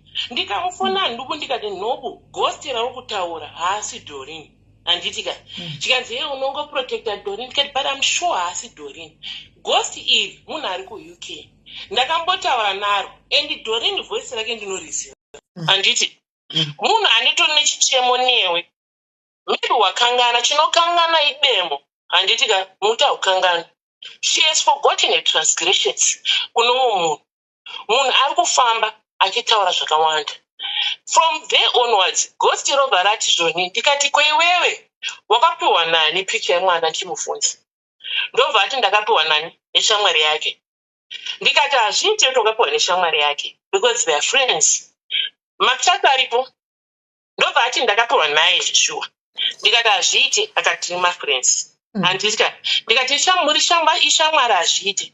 Ndobva ati ndakamuofa mari. Handitika ndikati but hazviite. Handiti ndobva ndamupa nhubu screenshot. Ndikati ona zviri kutaura ghost iri nhubu zvisinei kwakubva enda komhangara kunani kune shamwari yake iyi. Zvikaita sekuti ndingataura nyaya yacho kuti ndiye akazviita. But instead of presenting nyaya mukunzisa zvandiri kutaura. She went and akataura zvisiriizvo zvikaita sokuti maybe pakuti makuwa, but ghost ragara rachifamba mainbox evanhu, ana mbuya mulambo vanorisiva, masocialites akaona anoridza ghost racho handiti, but akanzi ndini, akabva achiti ndini, like akaenda palife pake because ane manumbers. You see that issue of having numbers to bully other people. Akabva enda palife ane manumbers, akanditi ndini Ruth Moyo, handiti there was someone who was fighting na Ruth Moyo, akati babakazi Ruth Moyo ndiani ndiDavid, handiti bandikati ina Ruth hatisi munhu akafanana.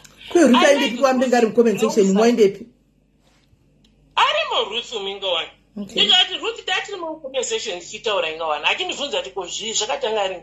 Ndikati Ruth handisini Ruth titaura nakafa takasiyana. Handiti just that we have the same agenda in terms of like bullying. We don't like bullying chit. Handiti. Because you know when someone is trying to put you under the bus, they will put that narrative. You put it to you. She has numbers, and the numbers like zile. So vakabva follower E and on that one. Ndakazveka live Ruth akakwira. That's why babakazi so kuti no, I'm not. And that was number 1. Number 2, and vanhu ava SIS MELLY inandite zvokupa masters zveshe.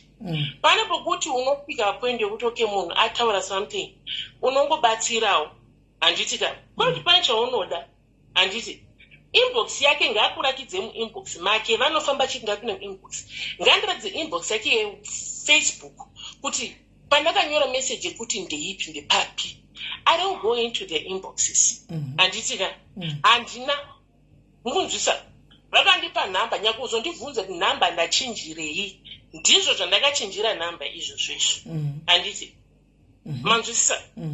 Pakaita ife naswaga so takaita ishe naswaga. I'm not going to go there because naswaga right now tiri pari right. I don't want to fight naswaga. You understand? Kuti nditozopindira ndakapindira ndaona Nuba achichema anga akuchema musi wakachema papostwa zvinhu zvezva zvekuti atsaenda kunze kwenyika zveshe ndopa ndakazongofona ndichivhunza but iye akabva anyeba man chikanzi I made things worse for her handiti but because of this time tatanetsana, you know when someone just wants to get away with something they now throw you under the bus. She has a behavior of throwing people under the bus handiti same thing. And I had 7 days. Ndiri hospital. No time I went to hospital. They got 7 days I want to go on live. They got votes and got please. And somebody up on social media, pakuva on live by Facebook or anything like that. You understand? For 7 days, Papa. Ndova anditi zvoni. Pindane ghost rakwanzi Natasha nano tuka Patricia Jake. And ndikati ayewa. And this kukwira njina mtuka nana Patricia Jake. Because number 1, I don't have Dakanani. Na Patricia Jake.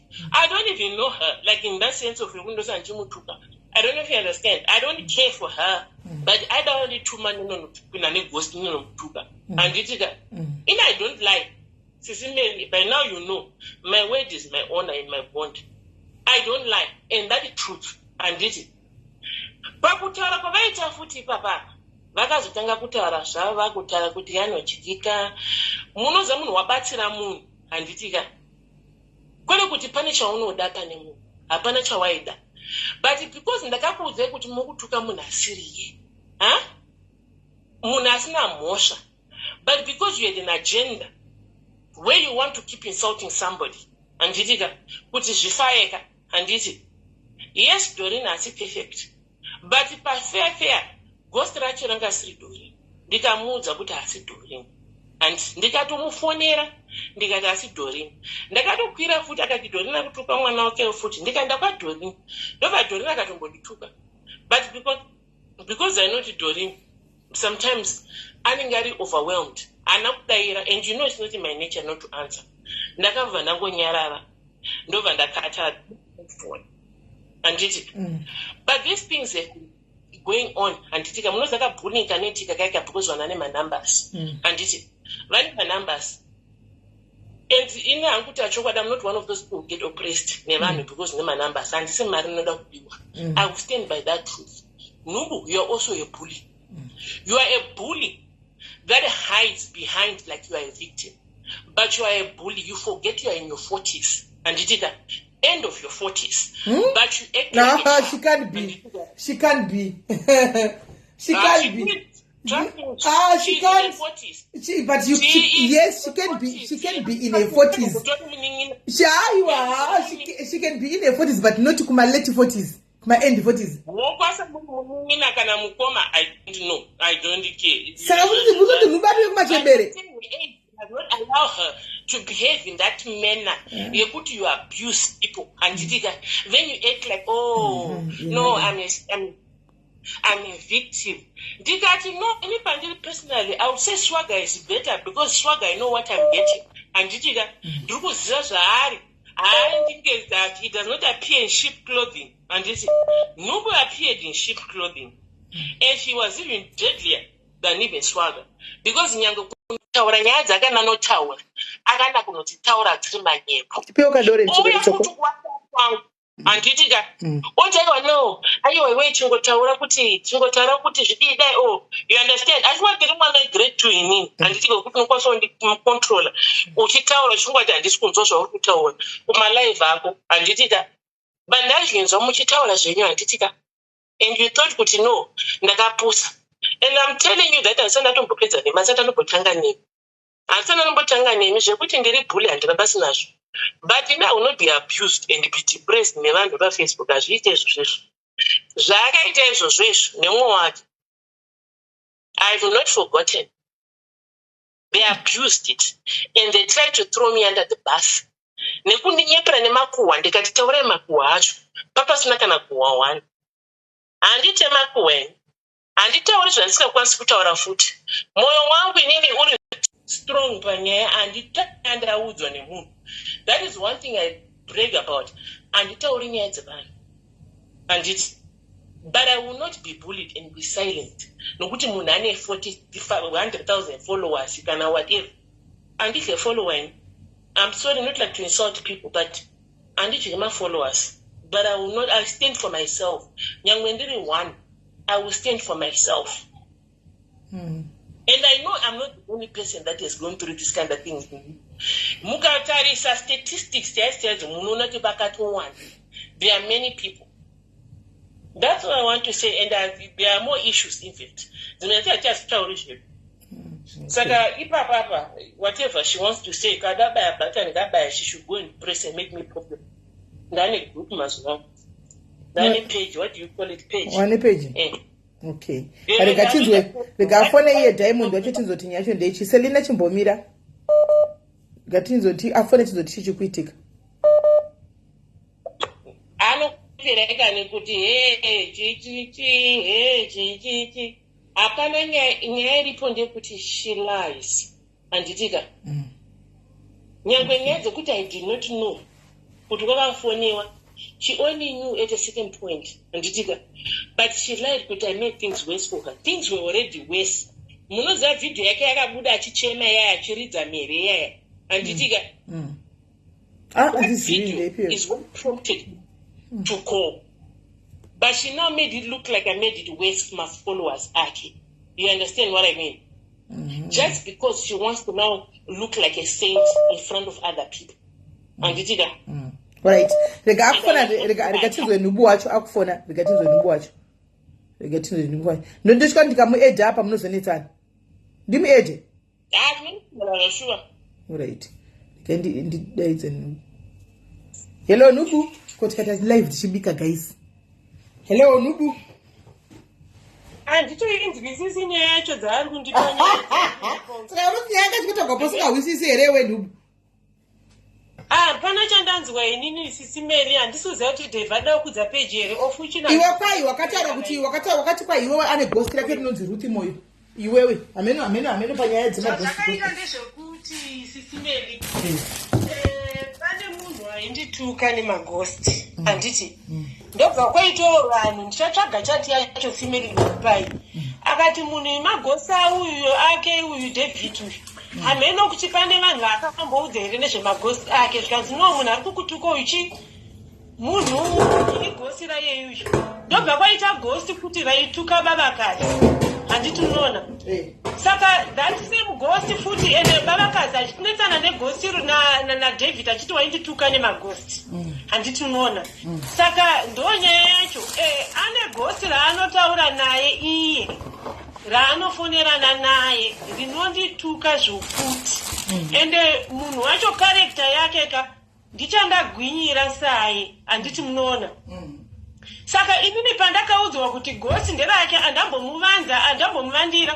ndakatotaura naye kuseri ndikati Devi ko iwewe uchindituka nemagosti because ghost riri kunzi nderapo akati bla bla bla chino ndichataura neghost racho rakambondifonera munhu ari kuUK of which iye ndiye anoziva ghost racho ina handirizivi ena andofamba achitanzanzi nubande munhu pasi ine ndakatongo ignore ndikangoti pamwe vanhu vada kukudza mapeji vachishandisa zita rangu ini Devi handisi kuzomuitira life madays andaitukana naSwaga ndiye akafonera kukambanukwa akadidi nyaya dzedze dzamakambodzwa dzandaitukirwa naSwaga ndisina kumbomutuma handiti munoona saka handidi kunyepa mazuva iwowo ndaitoshungurudzika akandibatsira but Devi chinhu chandinoona chaakanditsamwira chaasingakwanise kuudza vanhu ndechekuti pane live yakaitwa kwaAnti Masiziva vachituka DQ sleeve yawo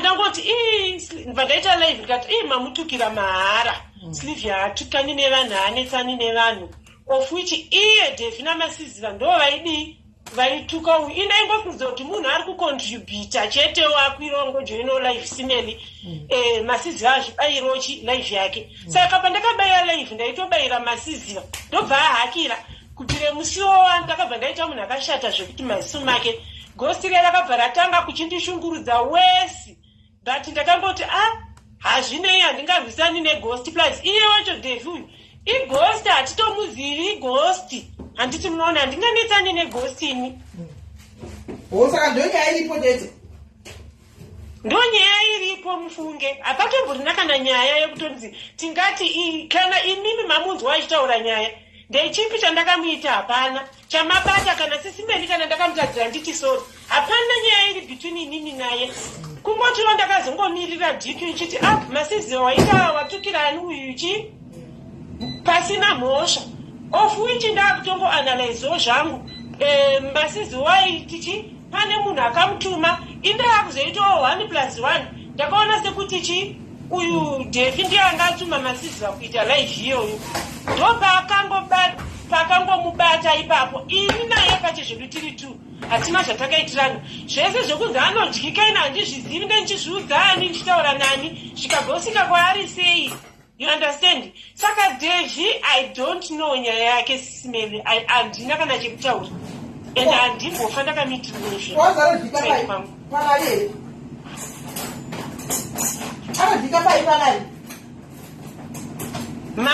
anodyika pamari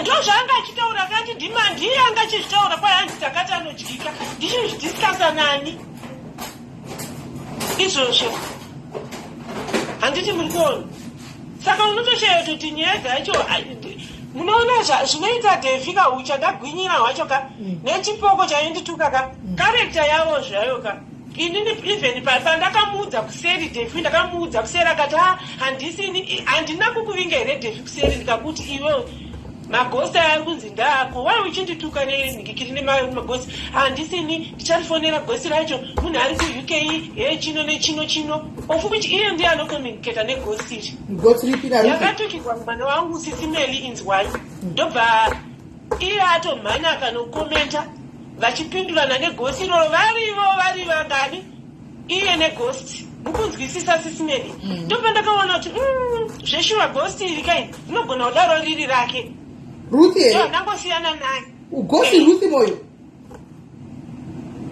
aiwa rakanzi Nancy Mukododo so kwete Ruthi moyo gosi roro takari bloka ndizo gosi roro takari bloka wakamboriona gosi roro iroro rinofamba richitaura nezvangu gosi iroro munoona kuti zvaanoita ka even iye Devi zvaari kuita karekta yake kwese kwaari kufamba nari achitaura nezvangu anenge atone obsession chaiyo neni exactly zvinoita Nancy yeye nezvinoitwa naDevi ka mwari vandiregerere zvangu but character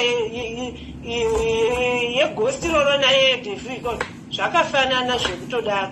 Ndakatotiseda ndikatoona handida hangu kunyepera. Defi akandibatsira zveshuwa ndichitukwa naSwaga paya. Akandibatsira zvekuti akaito find out kuti ina handisi akatsvaga nyaya dzekumakambani kwacho futi ndakasingatozvizivi kuti Swaga ari brand ambassador kupi, because madays andaitukwa naSwaga madays acho mamwe ndakasingatomaona. I was going through a lot nenyaya dzangu dzekuda kuzama kuenda ndikakundikana. Handiti munoona. Saka zvimwe zvaitika mumastreets izvi ndasingazvioni. Iye anofamba mastreets kwese anenge ariko. Zvinoitika mastreets zvese ane achizviziva, zvimwe ndesingazvizivi. Handiti munoona. Okay. Mira ndimudzose tiri kumbira henyu ruregero zvipere mumuzveona. Handina chandakamuita chekuti ndingatudza hanzanzi ndine kuti chakati. I think iye akangoona sekuti ndachuza DQ than iye ofuti inini life yakanga yanga isina kuti vanhu naye handauziva kuti ndiye ari behind hameno kana drive yacho yakanga that's when she got offended. Alright, mira ndikudrope ndimudete. Uya David.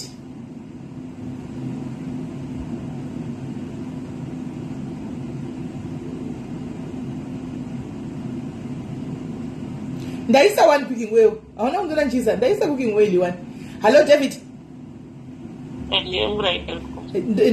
Ndokumbirawo wangu haso wangu David shamwari haiwa ndochisiana nangu ndokumbirawo chimuregerawo. Makoma problem inyaya yekutika ini chandisingadi. I think you've noticed something kandiri zvekunyeberwa. Chinyanya zvekunyeberwa izvi. Ini ndomira pachokwadi. I like to stand by the truth. Nyanga gosi racho rakanzi ndini handitika handisini gosi racho kunyepa kuti ndini handisini. Gosti iri ndakataura naro nenzeve inini kutaura naro 5 hours. 5 hours munhu achitaura zvichemuka pafoni handiti 5 hours. You understand? And the worst part is munhu wacho you can hear kuti she's even depressed handiti anga atori depressed to a point ndakati my sister ini nyaya iyi handiikwanisi handiti akauya kwamuri. I know akauya kwamuri but handiziti akazotambirwa nani. Maybe akatambirwa naadimini handiti akatambirwa naadimini munhu wacho iyi ndofunga akatambirwa naadimini because akati akasvika kwamuri amino response yakapiwa ndikati simeli chaiyo kudaro ndikati maybe yaadimini yakadi yakakutambira handiti but akauya kwamuri achida kutaura nhunha dzake dzidzi. Akaenda kundanhu akasiyana masocialites akasiyana kuti ndibetsere nditaure nyaya yangu iyi handiti angasingatauri nevoices tanga akazofona pokutanga paakafona abata mhino ndikashamari ini zvemhino yesvika zvishandi kwandiri because ndinadikusiya handitika I can't hear what you're saying. David. Koti kungokumbirawo kuti let the sleeping dogs lie zvimbochidarika mutanga panyuwa. Let the sleeping dogs ngangoti sorry kazvakaita because at the end of the day ini pakatwa futi ningirikiri futi akatawo defamation of my character kune vanhu kuda kundinyepera ini kundikanda pasi pebhasi kuti ndakaita 1 2 3 4 5 handiti kufadza kuti vafadze chaunga handiti. And you know the worst part is, you see why I say she's different. Swaga, Swara, I'm going to Shasha Stara Swaga. Swaga, anywhere in a good place right now. Adina, Wunduna, Kanachi. Swaga, you know, Zasha, and Tika. And now, Mr. Badusi Swaga. Saka, even young Wakandituka, Nasa, she bati, Moses and Rutara. But, Ndaka is a Badusi. Moses and Rutara. Kuti vakuite zvinhu zvakadaro just because simply because ndatizvoni guys musatuka munhu mwana munhu anga achitukwa handiti mwana munhu achitukwa ndosekera mwana munhu achitukwa here ndongoita innocent bystander and watch ndichiziva chokwadi kuti no ghost harisiro chi munhu sai wongodati uri kuda ngoti nhupo ati sorry. You know simeni munoziva sometimes in life ka simple things like I'm sorry ndakakutadzira Alright, no problem. Let me bring so Nubu. Anogona kunditeerera angoti so zvipere. Let me try to bring Nubu. Kungode sorry zvipere pane kuti munhu atanga kuita sokuti akangwara. Alright, mirandimutire kandimi 8. Where's Nubu? Come and do the needful. No do. Zvipere kuti soda zvinokuti uri stupid guys kana wakapusa mugare makazviziva izvozvo. Yesi baba vasikana. Kuti soda zvinokuti Nubu hanzi ndongodawo kunzwa kuti moyo wangu unyevenuke ukangoti vo sorry ndakakutadzira. Sorry David. Nice sorry Kari David. Sorry. I will always humble myself. Sorry David Abdul Kisanda. Sorry. David wazviwaka kwai sorry. Kwani sorry. Moyo wachenaka. I will always humble myself zvangu. I choose peace over fighting. And the band of Facebook and now we are with the Navan can quit my enemies. No, the Campo socialize and Ivan and it is Kutakura Magrajis. I see Amy on Facebook. That's fine. That's okay. Yeah. That's okay. Japeraka David Japeraka. And she said sorry. Andiga Japera chirega kuminda garden kwake iye auyo garden kwako. That way you maintain that peace. Andiga right. Guys, jamauya kunotitaurira timbotara imwe nyaya. Ndaenda kutaura ndakazoga kutaura nyaya ika just because panga pazoita zvinyakanyaka zvinyaya. Ende munoziva panotaurwa inini panoputika guys. Panotaurwa sina kuti zisimeli panoputika putikiro jayo. Kone zvokudeba zvazvo. Because ndinomboita time kandi ndisingataurwi ndisina kana scandal. Ari muzvona ndinomborova time ndisina kana scandal pasina zvokutaura. Mukandotaurwa choputika guys. Chakaputika. Nai guys. Atimbotaura ini zvenyaya iyi. Makaiona nyaya yamakadzi guys ndasida kungotaura nezvayo guys. Munoziva izvi zvekuti makadzi zvi anoita basa rake achita zvokuimba achikwereta SARS asingabhadhari. SARS inotora munhu inobata mari guys. SARS ndochinhu chekuti reason nacho, you don't get to go and negotiate and what SARS kana yakutsoma inokutsoma ende kana motikari mumbachi everything inopinda ichitora antimona SARS. Now we have a person like Makadzi guys anorova one man show ozadza Peter Mukava Stadium guys, ozadza Joburg inonzi FNB Stadium hanzi wigise anyway guys when we said the wiki ini andimaona ozadza FNB Stadium zvinhu zvakadaro andimaona Makadzi akataura kuti inini ndikutowa. It's not the first time anoza kuti 2-3 years back Makadzi akamboita futi zvikwereti akatengesa one of the houses akatoita seri yebhutsu dzanga dzakawanda so achitengesa anzekanaka shuwa achitengesa hanzi baba Jeki anyway zvakaoma yesisisilinja zviri sei achitengesa ndikikiri guys. Chimajina ndambobvunza guys munhu akafanana Makadzi kuti akatanga kuti pastage achikunguruka zvanoita zvachispina akazadza ground rakati ini mashows aMakadzi ndaimaenda guys ndaimaatenda. Makadzi anochaja pane patenda kutora Makadzi swipapo aitaura kuti 90,000 per 90 minutes 45 minutes 90,000 time tora akatidlira mari yedu managers aMakadzi yoyo 45 minutes zvaanoita manje Makadzi anodai so anogona kuti same day anenge aine show kuJoburg, same day Saturday iroyo yamangwana oti show kuJoburg, oti show kuPretoria, oti show kuRustenburg, antika oti show kuPolokwane, anti anoseta timetable mukampa 90,000 yipa 45 minutes zozo anokuza kuti ndikusvika exactly na 12. Yes princess ndakusvika ipapo anokuza ndikusvika exactly na 12 o'clock munenge kashasi inenge iri right.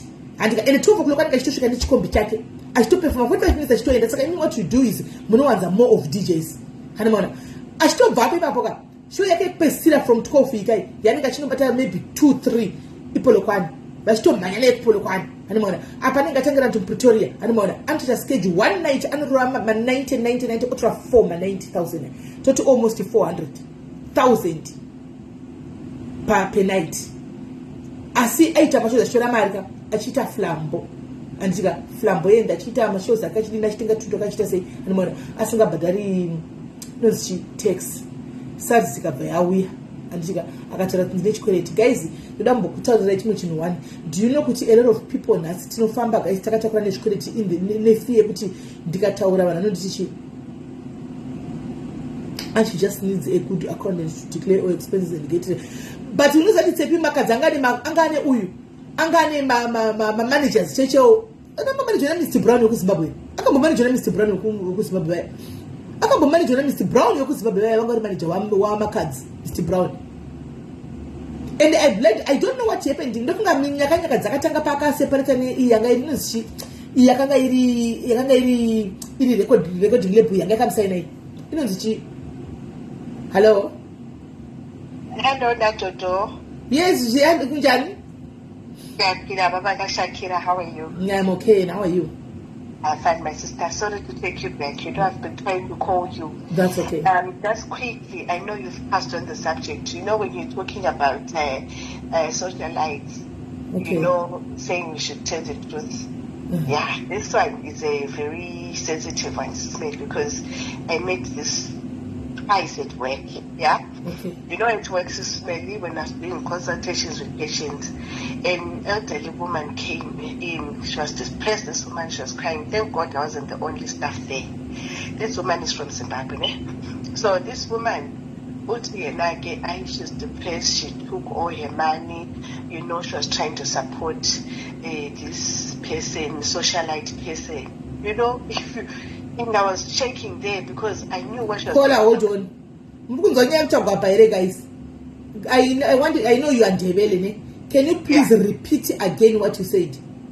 I said I was at work and I was doing consultations. Yes. At work. You know, in the pharmacy, you get people coming in and you do a private consultation at the pharmacy, right?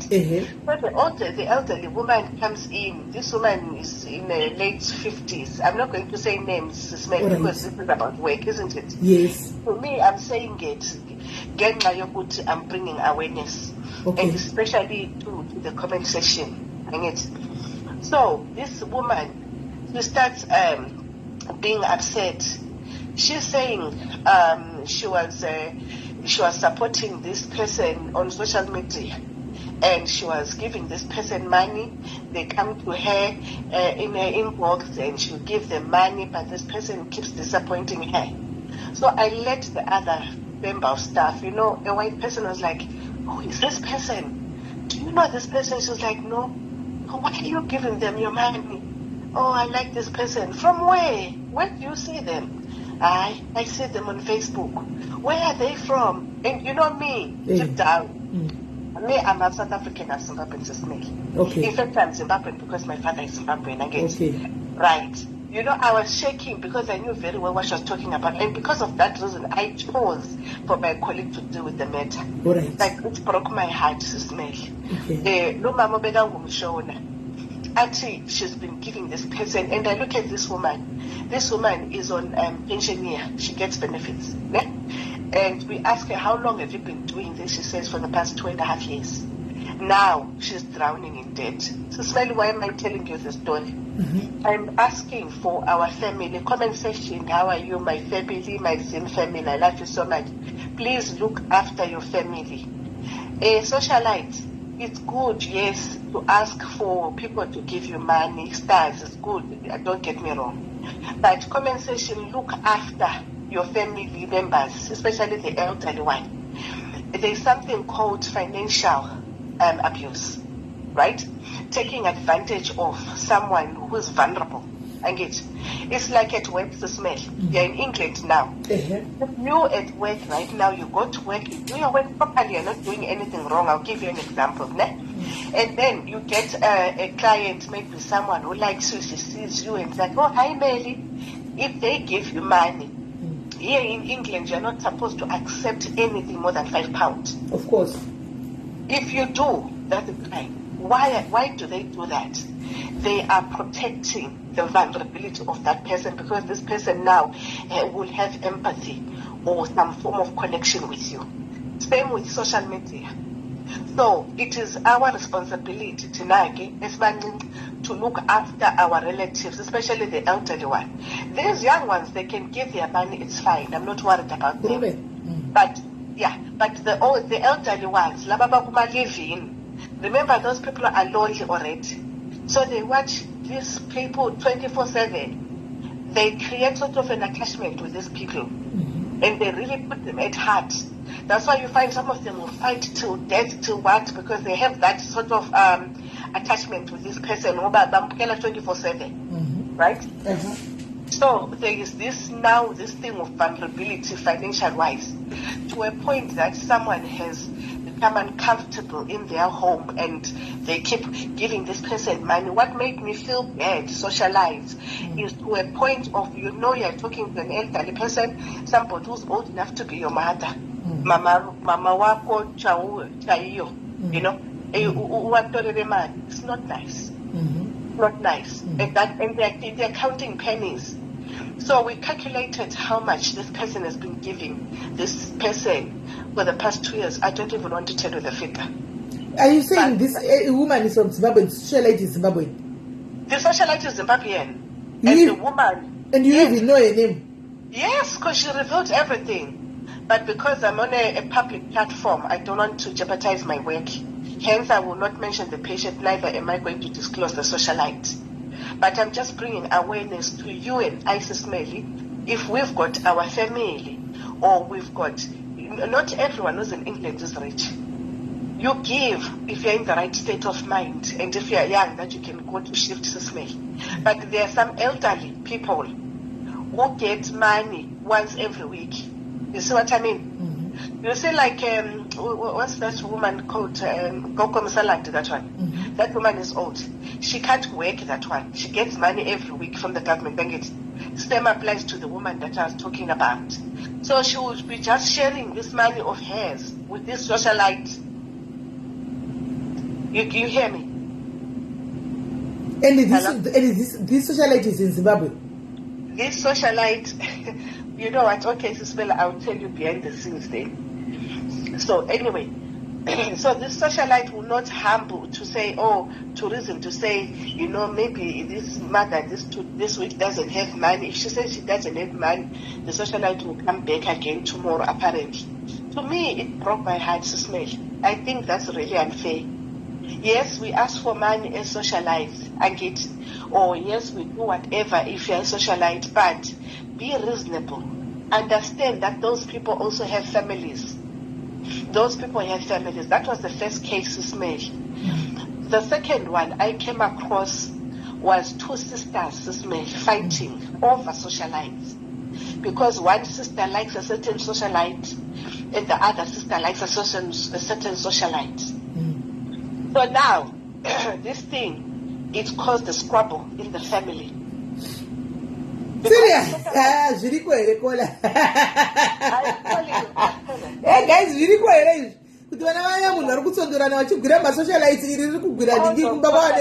Yes, because of socialites, to a point that there's a squabble in the family.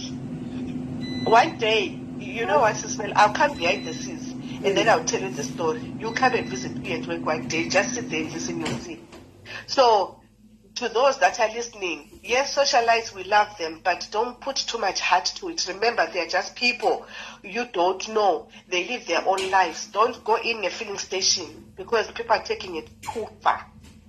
Too far. Especially when it comes to finance. There are people that are taking it too far. Give your money, but know what you're doing. But for the vulnerable adults, if you know you've got a mother or a grandmother who is into social media, try and and guide them and make sure they're okay financially that way. Because if guys, Alia Hazel swag, but swag happy. Maybe Alia Hazel, but because those ones are young, maybe they're not taking it like that.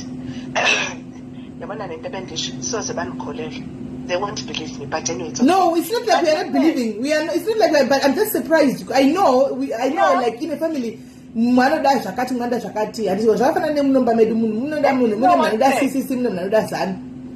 you know what's that? You would think the people that are doing that are young people, old people, grown-up women, SIS MELLY, grown-up women. you ask, okay, how did this fight start to come about? They were fighting about whatever they were fighting is a family issue, and then the other one starts saying, what can you tell me? You're a stupid person. You're so ndokufonera beki kana kola dona ndokufonera beki kala kana kola dona endera mbere you can go ahead kola. Yeah, how can you correct me? You're a stupid person when you're busy finding someone else's lifestyle. That one says it's my money used because you don't want to work. You can't tell me how to use my money. And then they start fighting like that. They hated each other. This one, oh, you're lazy. You want my money, I can use it how I want. This one, you're a fool. You've got relatives that are suffering. Our so and so is suffering. You can't help, but you're busy showing off in social media, giving people money. Because of that, they started fighting in the family. You see what I mean?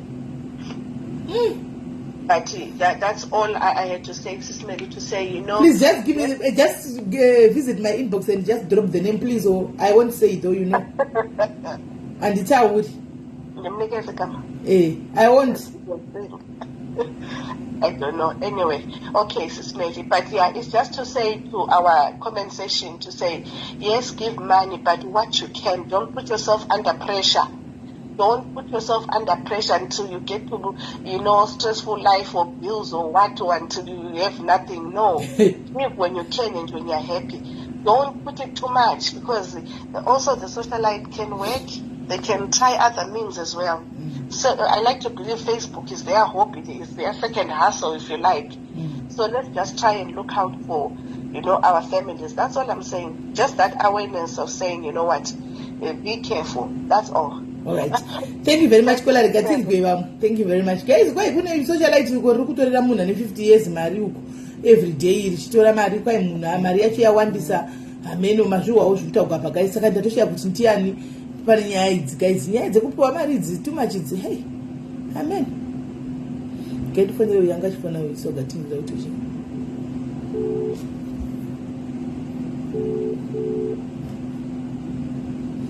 Swaga.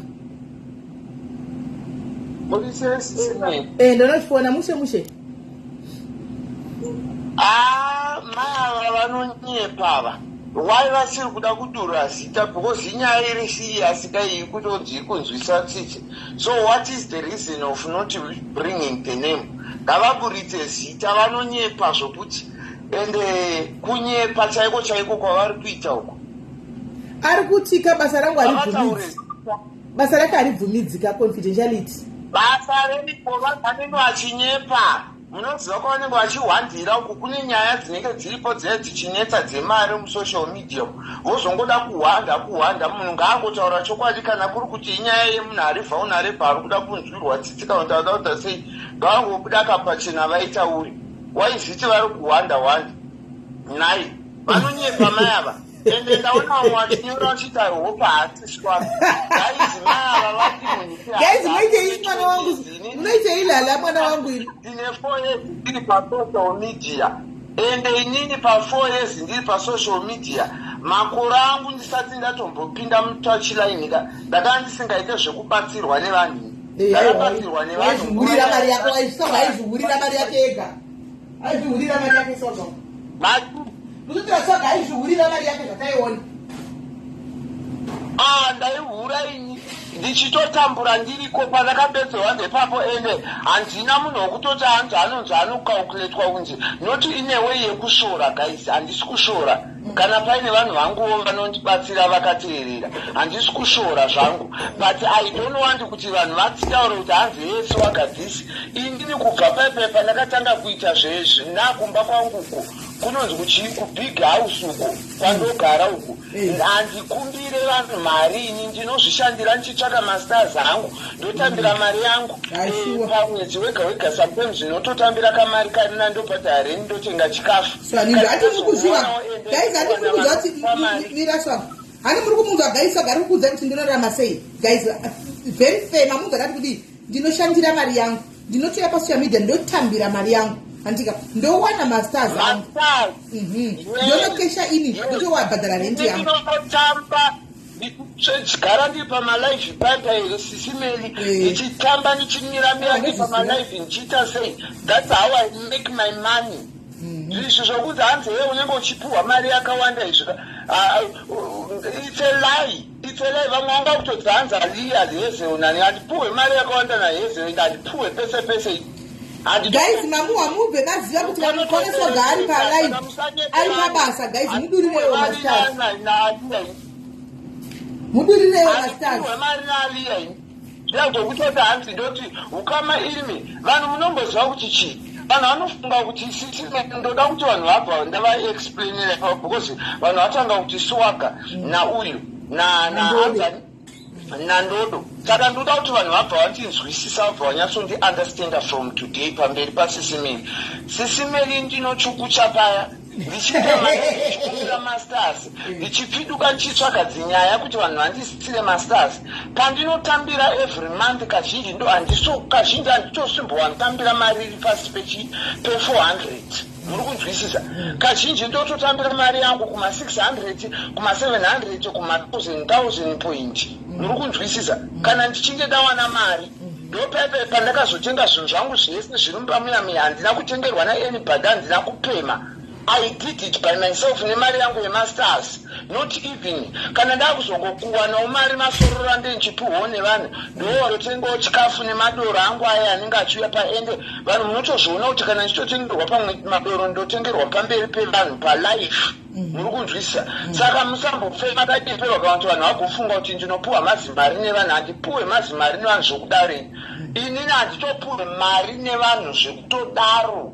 Pano pasocial media I used to get money before mazuva aya andaita zvetachiline aya ndopandaipiwa mari nevanhu ipapa iwa ndobhilifa pandakazomboita zvemafuta ndikamboita zvekusaluni kutenga mapigment ipapo yasi ndopandobhilifa kuti ndaipiwa mari zvekudaro kwete kubva pandakazotanga unogara kuZimbabwe guruko aiwa kana handipuwe mari nevanhu ini zvekudaro handipuwe mari nevanhu zvekudaro itselai kana nditi pamwe munhu anogona kundisendera kana kuti nditi kana kuti 3000 and 2000 chaiyo chaiyo it's not easy.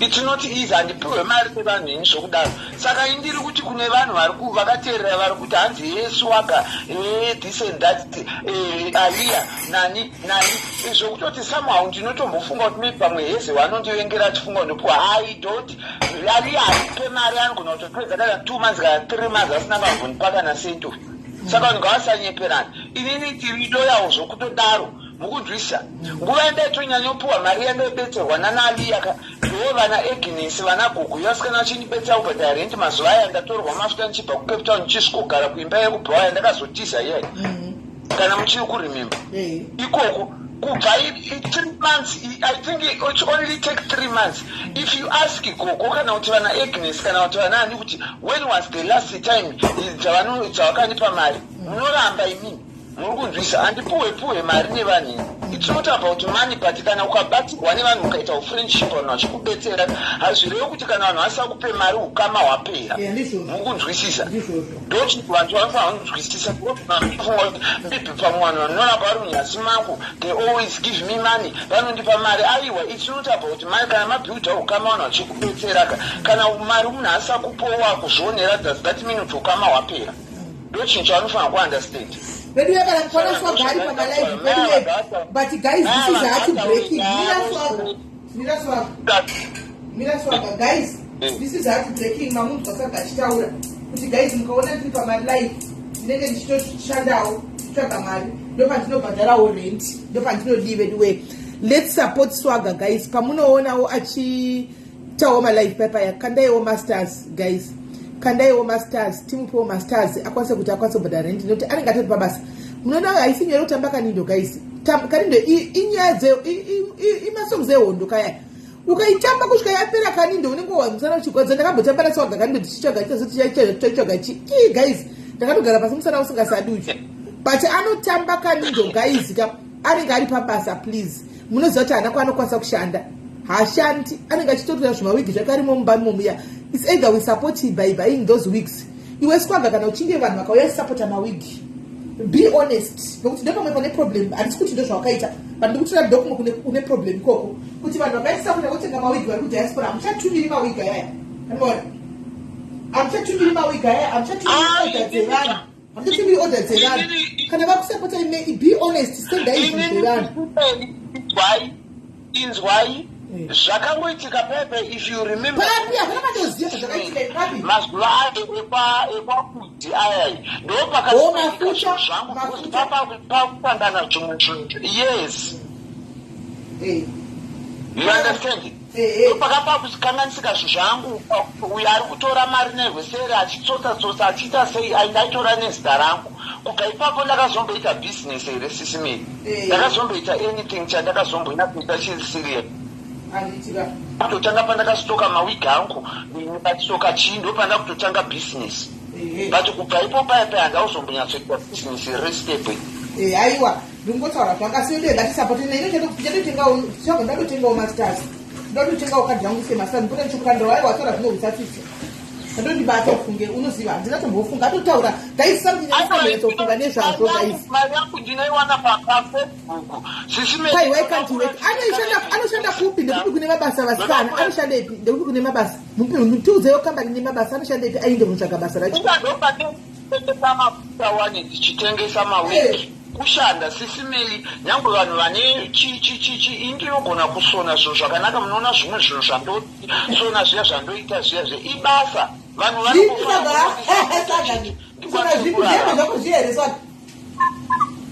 hembe dzako dziyereswa mati hembe dzako dzekanindo kwete dzekanindo kamusabata nzedzekanindo hembewo dzimwe dzakangonaka dokauza ndenichisona nichidesigna even kana dzevanhu dzinenge dzakabvarukawo dzinenge dzichida kungosonwawo dzichidawo kugadziriswa kuita sei ibasa SIS MELLY. Andomararamira anoita matenda ibasa ndizvo nabataiwa ndoda ibasa ichokwadi kuti unge uchisonera uchidaiwo ibasa. Aiwa ishuwa ko iyo mafuta akamirire kuita naiswaga mazuvano ndakasiya ndatostoka mazuva ndabva kunonzi kuchiyuku kuSouth Africa. Handidi kumbofambira nyaya idzi. Wakasiya wastoka ma-ingredients emafuta ndandisati ndamamikisaka ndo pandakazotangira kufambira nyaya because ndandine appointment. Hanzi McDonald is hiring. Vanoda mapepa MSA anenge ane passport ane permit here guys. Hanzi McDonald is hiring. McDonald inogona kuhaya but anenge asina ningikiri permit ka. Hanzi ndiri kuda wig rikandipina. Anogoresuka mawig akanaka rikandipine. Iwe swaga kandakuruke. Swaga ndati iwo ndati uruke hanzi swaga auye hanzi udzai swaga kuti auye kuball dinner musi wa21 September. Anouya kudinner swaga. Anouya kudinner ball dinner yeya idiaries anenge adori andosona dress yake izvozvo. Usone dress nguva ipo swaga vanhu vatobhadhara vakawanda. Unobuda palive. Vari ngotendera basi kwangu apa. Munotoka screenshot palive apa. Ndike murudo zvokubuda palive. Ndati hanzi uye kugala dinner musi wa21 September. Ndekupiko? Kujobheki zvekuri kuti kwakagala dinner isisiri haiti yagala dinner. Handizvizivei. Motozondipa flash ndinyatsodwisa zvezvo. Unogara wagadzirira nguva iripo. Ndavaona. Ayo mangona akapisa manyatsokuona. Varikuona baba varingoda kungotenderera pamberi pevanhu. Pane munhu andapina apa ari kuda wigi swaga. Dai pane munhu anouya kuno kuwagadzira mawigi akawanda wanda panda kutengesera kuno. Nakabata kuona ndosaka ndandati mandikucha namba dzangu apa ndidedzere. Then munhu iye angoti WhatsAppira isi. Alright, ndipe namba dzacho. Mira plus 27 63 240 5493 yeah. Hanzi ndipe idzo chioniso kuzotsvaga munhu kune mapeji dzinoti izi ndaona kana riri personal unofanira kunge wakutonotsvaga kutonotanga wanomueda friend womusendera message pamwe nonukasvika yaningasati aaccepta refriend request yako saka it's not easy. Daisa nhamba chioniso saka deka kuno nanouya waimukundira mubatsakana maswaga mawigi ako kana 5 kana 6 at least totengesa nemapounds hanzi komapoto haufa chokwadi nawo hubhuma mapoto ndinawo ndakatenga mapoto hobhayo ayo mapoto nawo. Alright. Kana kwana munhu anouya kuno mupanda kutengesa mawigini. Alright. Ndoda kutanga explainera kuvanhu. Pane pandakamboposta imwe wigi yangu yekeroti so ndaiti ndokutengesa 2000 guys. Unoziva kuti inenge iri kana vangu vatengesa zvibhodhoro zvimagubhu zvedoro zvimakeri. Wese mukunzwisa ugoti futi ma1 acho keroti uchatenga mabraids inenge yakareba. Wapedza izvozvo sisimiri ugozoti futi lebha yekuruka keroti yakuti unofinisha kwokupedzisira ndizvozvo vakudarika brazil iyo iya hauna kwaunoisa 6 years 7 years uinayo hauna kwaunoisa inenge iri firapo kungopfeka uchibvita. Saka vanhu munofanira kunzwisisa ipapo because mukandita aiwa yekudhura haingambofanana nebrazilian lebha. Chimwe chaunofanira kuita swaga iwewe ndechekuti kaona swaga mina ndikuudze ndikupe business tip rimwe raunofanira kuita iwewe handichika pandizivi manje dechinzi waigona kwana mari pano chamari Facebook ruka mawigi 3 and give them to my socialites and my platform akati kurei, just giving them so that vakupfekerewa vazombokuchaji vakupfekerewa vachita mari vakapfeka wigi dzako vachimaketa iwe oruka mabest wigi ako chaicho 3 oisa kuvanhu voti uyu vofamba nemawigi. Vanhu vanotengesa mawigi anotengwa yanga yakukata mumageti ndati ukaita 3 mawigi anofunga kuti akanaka stereki iwewe wotsvaga masocialites kupa chaiko chaiko usavatengesere vokumaketera vakuchaji vokumaketera vakapfeka mawigi ako iwewe.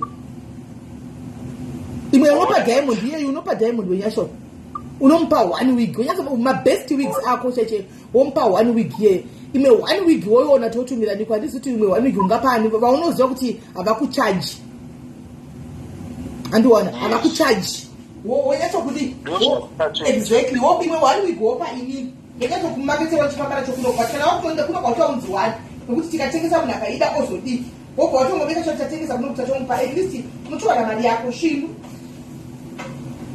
Handichatoita izvozvo plus ndikatokera kaiwa ndichafokasa pamberi pajehovha ndichafokasa because handakasitoka mawigi akawanda zvokuti ndakasitoka mabrazilian ndakasitoka mabuyu handikuruka vanhu vakazviona 1 ndotone mawigi anenge 8 andakaruka ariko kusouth africa emakeroti ema11 chii then wobva watengesa kuita kuti zviningirire zviite ukurumidze kupika nokuti panenge pakaoma kuti ungoti kukadambudzi munguva kana vanhu vakasaisa mastars saka unobhadhira rendi nei panenge pakatooma ndopaunezenge wakuzoterawo zvako vanhu vako vaivaiva unenge uchindevaakumbira betse but topedzwa zvokuzoendeswa mbikunzi hanzi iye ane mazimari dandaipiwa mazimari ekutoti munhu akuda akuita akufa nemari yake iyo haikona dai ndine mota dai ndine zvinhu zvangu zvandipagamba zvese zviya ndakazvitengera ndoga ndiri 1 ndizvozvo kuti zviite zvabva zvifaye kusvika zvemapepa ako zvazoitawo namapepa ako azoitawo irako woita replan zvose ndo zvakandidawo kutaura zvinoita swaga zvirambi wangu hapana chinomboramba choku just work hard shanda kani ndogaisa mbiwe naine masters ndinotenga seiko guys masters anotenga sei ndotombofungira kuti I think hezi wandofunga kuti ndinopuwa mari naaliya ndonga ndoruvengo rwake handipuwe mari naaliya hanzi na Linda Rainward swaga go and like my food amine page here sisi reka namna bochpa link one saka we don't know ndinombolaika 1 ndichitoenda ndichitodii mane page ndichitodii but dai vachiita malive inini kuti ndiwane maskiti kana mavhidhiyo anopostwa nevanhu akashoma ndinoteedza malive too much saka ndosaka vasingandioni zvokuti unokwanisa kundiwana pamavhidhiyo handisi hangu munhu wemavhidhiyo zvokudaro. Okay vanenge vane page vanambotudza hatizvi kuti munhu vanambodza yes chipo how are you chipo chopera unongodaro chingodaro chitoita zvichitofaya uchitotengesa guys manzwa kuti social media kubasa guys ona vanakora ubhidha vashandi vanotomuka masocial media makuseni guys vanotomukira pasocial media votonyatsokuita content dzavo dzakawanda vachidini kuti vaite mari. kuZimbabwe dzichingotuka dzichiti tsvaga basa kuZimbabwe chete it's our country gogonya ndaneta kuita chidhakwa chaicho ndisagoni kana kusimudza gumbo ndaneta nekuskirima kwateichiita nekutamba kwateichiita kurapi zvokuti amai mwana nguva dziya ndichiri nemurume amai mwana munhu aingokarika angoipfekera kwakadaro usina kana kupidiguka usina chawaona nekuneta usina kana saka izvo zvokuti teti pamabasa letu kuAfrica anoriwanepi kuAfrica kwakaipa shamwari especially kana usina mapepa muSA pakatoipa senge zvikuitika the last 2 days idzi muSA last 2 days idzi hapana muramuhanzi tsvaka basa kuko vanhu vanombona kutambura kukuita maZimbabwe they don't know kuti South Africa amaforeigners mazhinji akutambura namunhu zvakadii vanenge vasingazvinzwisisi havazvisivi kana usina bepa hauri wani iko zvinochera uine bepa chako it's very rare kuti uri wani nogona kurishaya unaro bepa iroro nogona kurishaya unaro bepa iroro saka ivo vari kushanda kapasocial media vanoshanda pasocial media mukadai mukauya muona pane mumwe munhu motopindawo animona kutambura sisimiri ngaakanyepera tsvaga basa dai unotoona kuti pasocial media pari nani unotokwanisa kutobhadhara karendi kako katenga chikafu kadi mabasa kana 1.5 kana 1.8 atisapota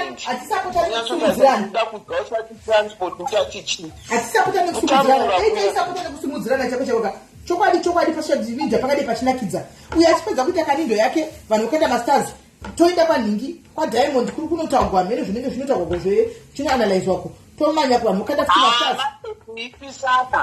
kuipisana vamwe mamwe masocialize edu pairi kunenge kuchibuda mari ndokwaanoteramira mari painopera votsvaga kuti tomboenda papi problem ndekuti panenge pane mari ndipo pandinoteramira saka zvinonetsa kuti panyatsosimuka zvakanaka kutaura chokwadi pamberi paMwari ka ndoda kunyatsa kukudza isisi meni kune vanhu vese vakanditenderera it's only kuti it's not easy kuti unyatsobatawo kamari kanenge nani kekuti utange zvinhu zvako zvokuti unyatsoita ini my wish ka yanga isitomboreko kuda kuenda kunze kwenyika iyi mukunzwisisa inini ndaingoda kungotiwoka my wish ndekuti dai ndaiwana zvangu kunyatsostoka kana mawigi angu akawanda ndostoka mafuta angu ndostoka equipment yangu yekusona zvinhu zvangu ndichiita content dzangu business yangu aiwa ndaimbonyanyochemera kuenda kunze but kuti ubatanidze zvinhu zvacho kuno kuAfrica it's not easy haisi nyore mukunzwisisa saka unozongopesa ungoti zvandichatoshika gore richipera rimwe richitanga rimwe richipera rimwe richitanga rimwe richipera usina chawaita kunze kwenyika hakuna discrimination wangu hakuna discrimination munoenda kunze kwenyika pakuita zvakanaka hakuna discrimination kunze kwenyika zvokunze ngochaka tukapinda pabasa vanhu mujeja wedini hakuna discrimination kunze kwenyika hakuna kutoshanda zvakanaka izvozvo zvazvo but unoziva kuti it's not easy tikataurisa kudai amai mwana mangwana unomuka wakunziswaga akati hadi kuenda kunze kwenyika nyara reero aiwa kunze kwenyika kana ukauya unoindi South Africa yakanaka chaizvo kugara yanga inonakidza inonaka South Africa zvokuti but ndo zvinozonetsa plus kuti mari yacho inenge isinganyatso zvasiyana malevels acho atosiyana zvokutodaro malevels acho zvokutodaro atosiyana nona ndozvinoti kugara uri zvibhodha not easy plus mari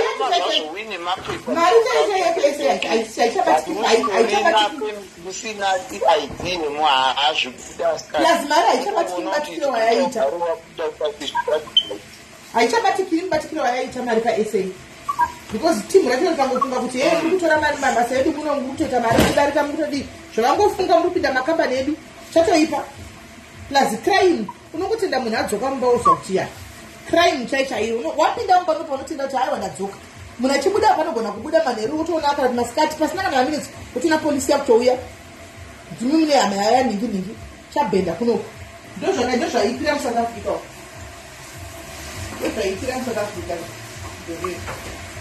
ndozvaita saka ngatisapotei swaga guys ngatisapotei swaga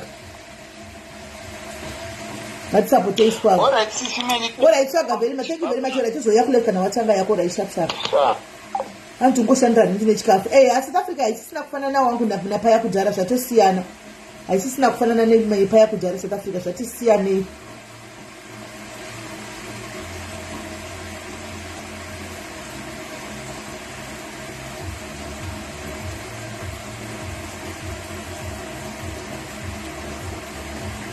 aya guys ndakuenda zvangu ndakubika ini ndakumbobika tende guys tambotandara guys andika tambotandara. We'll talk again on Sunday guys. We'll talk again on Sunday andika we'll talk again on Sunday. Muve ne usiku wakanaka guys. Bless you. Listen, I love you. The guy aende vedu nhubu zvinakidzi ndotsvaga malingi ndatopa nhubu kuti apinde muno kwanzi kozvesaris itori topic yakazvimirira kazvesaris itori topic yakasimba yakazvimirira guys kuti we are walking tikufamba guys kuti vanhu vakawanda vari kufamba vane zvakawanda zvavakatakura but they cannot share ninge kuti tikati mafamily anotijaja ndikaudza family yangu kuti chokwadi mufamily honai ndozvandiri kusangana nazvo ndakapinda muchikwereti ndikauya ndikataura ndezvikwereti panapa munondiseka munotaka kuseka kudambuka mazino kutoita topic kuita content neni in the process nosvika pakutodonha ndobva ndafa kuti uchafunga ndotaura ndodza shamwari yangu ndozvandiri kusangana nazvo izvi shamwari yangu never listen hambozvinzwi andimaona because anototi instead yekuti ati toita sei anobva tomhanya nazvo kuita content andimaona anobva tomhanya nazvo kuti ari kutonyura muchikwereti uyu ane zvikwereti akazodai saka dzatiwe manje hapasina chinobudikira chinobatsira chinooneka vanhu vakawanda are living in debt handitika kupinda muchikwereti chako chaiko handimaona kurarama vede ngatirarame zvinhu zvatinokwanisa let's live handiti according to our means zvatinokwanisa torarama naizvozvo because mukatasa life yamakadzi yanga achirarama ka isusu vanhu ari kunze muchiona munenge mukuti zvinhu zviri correct but ari kutosunga muchikwereti uchiona nekuti zviri correct but izvai kana kutaura wazataura kuti ndiri kunyura muchikwereti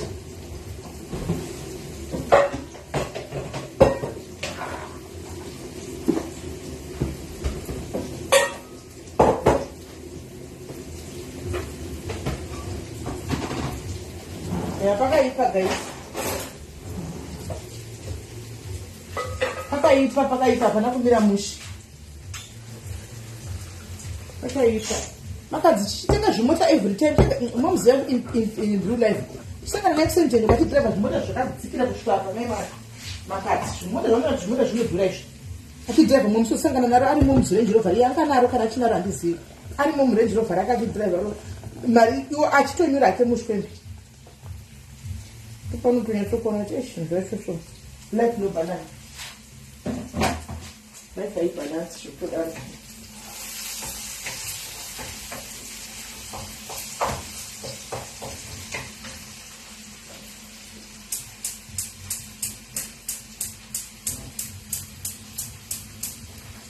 inoti life haisi kubalansa guys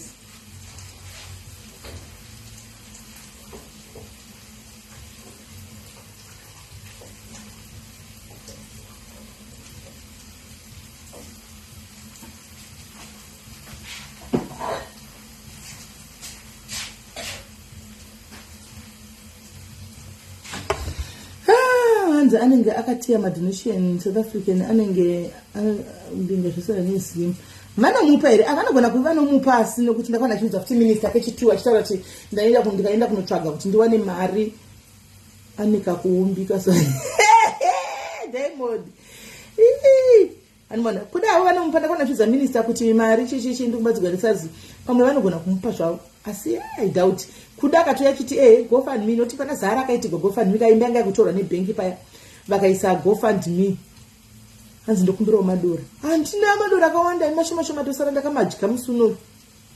Handisina akawanda and sina mashoma. So guys, ndakwenda ini muve nousiku wakanaka guys. I'll talk to you on Sunday. Bless you.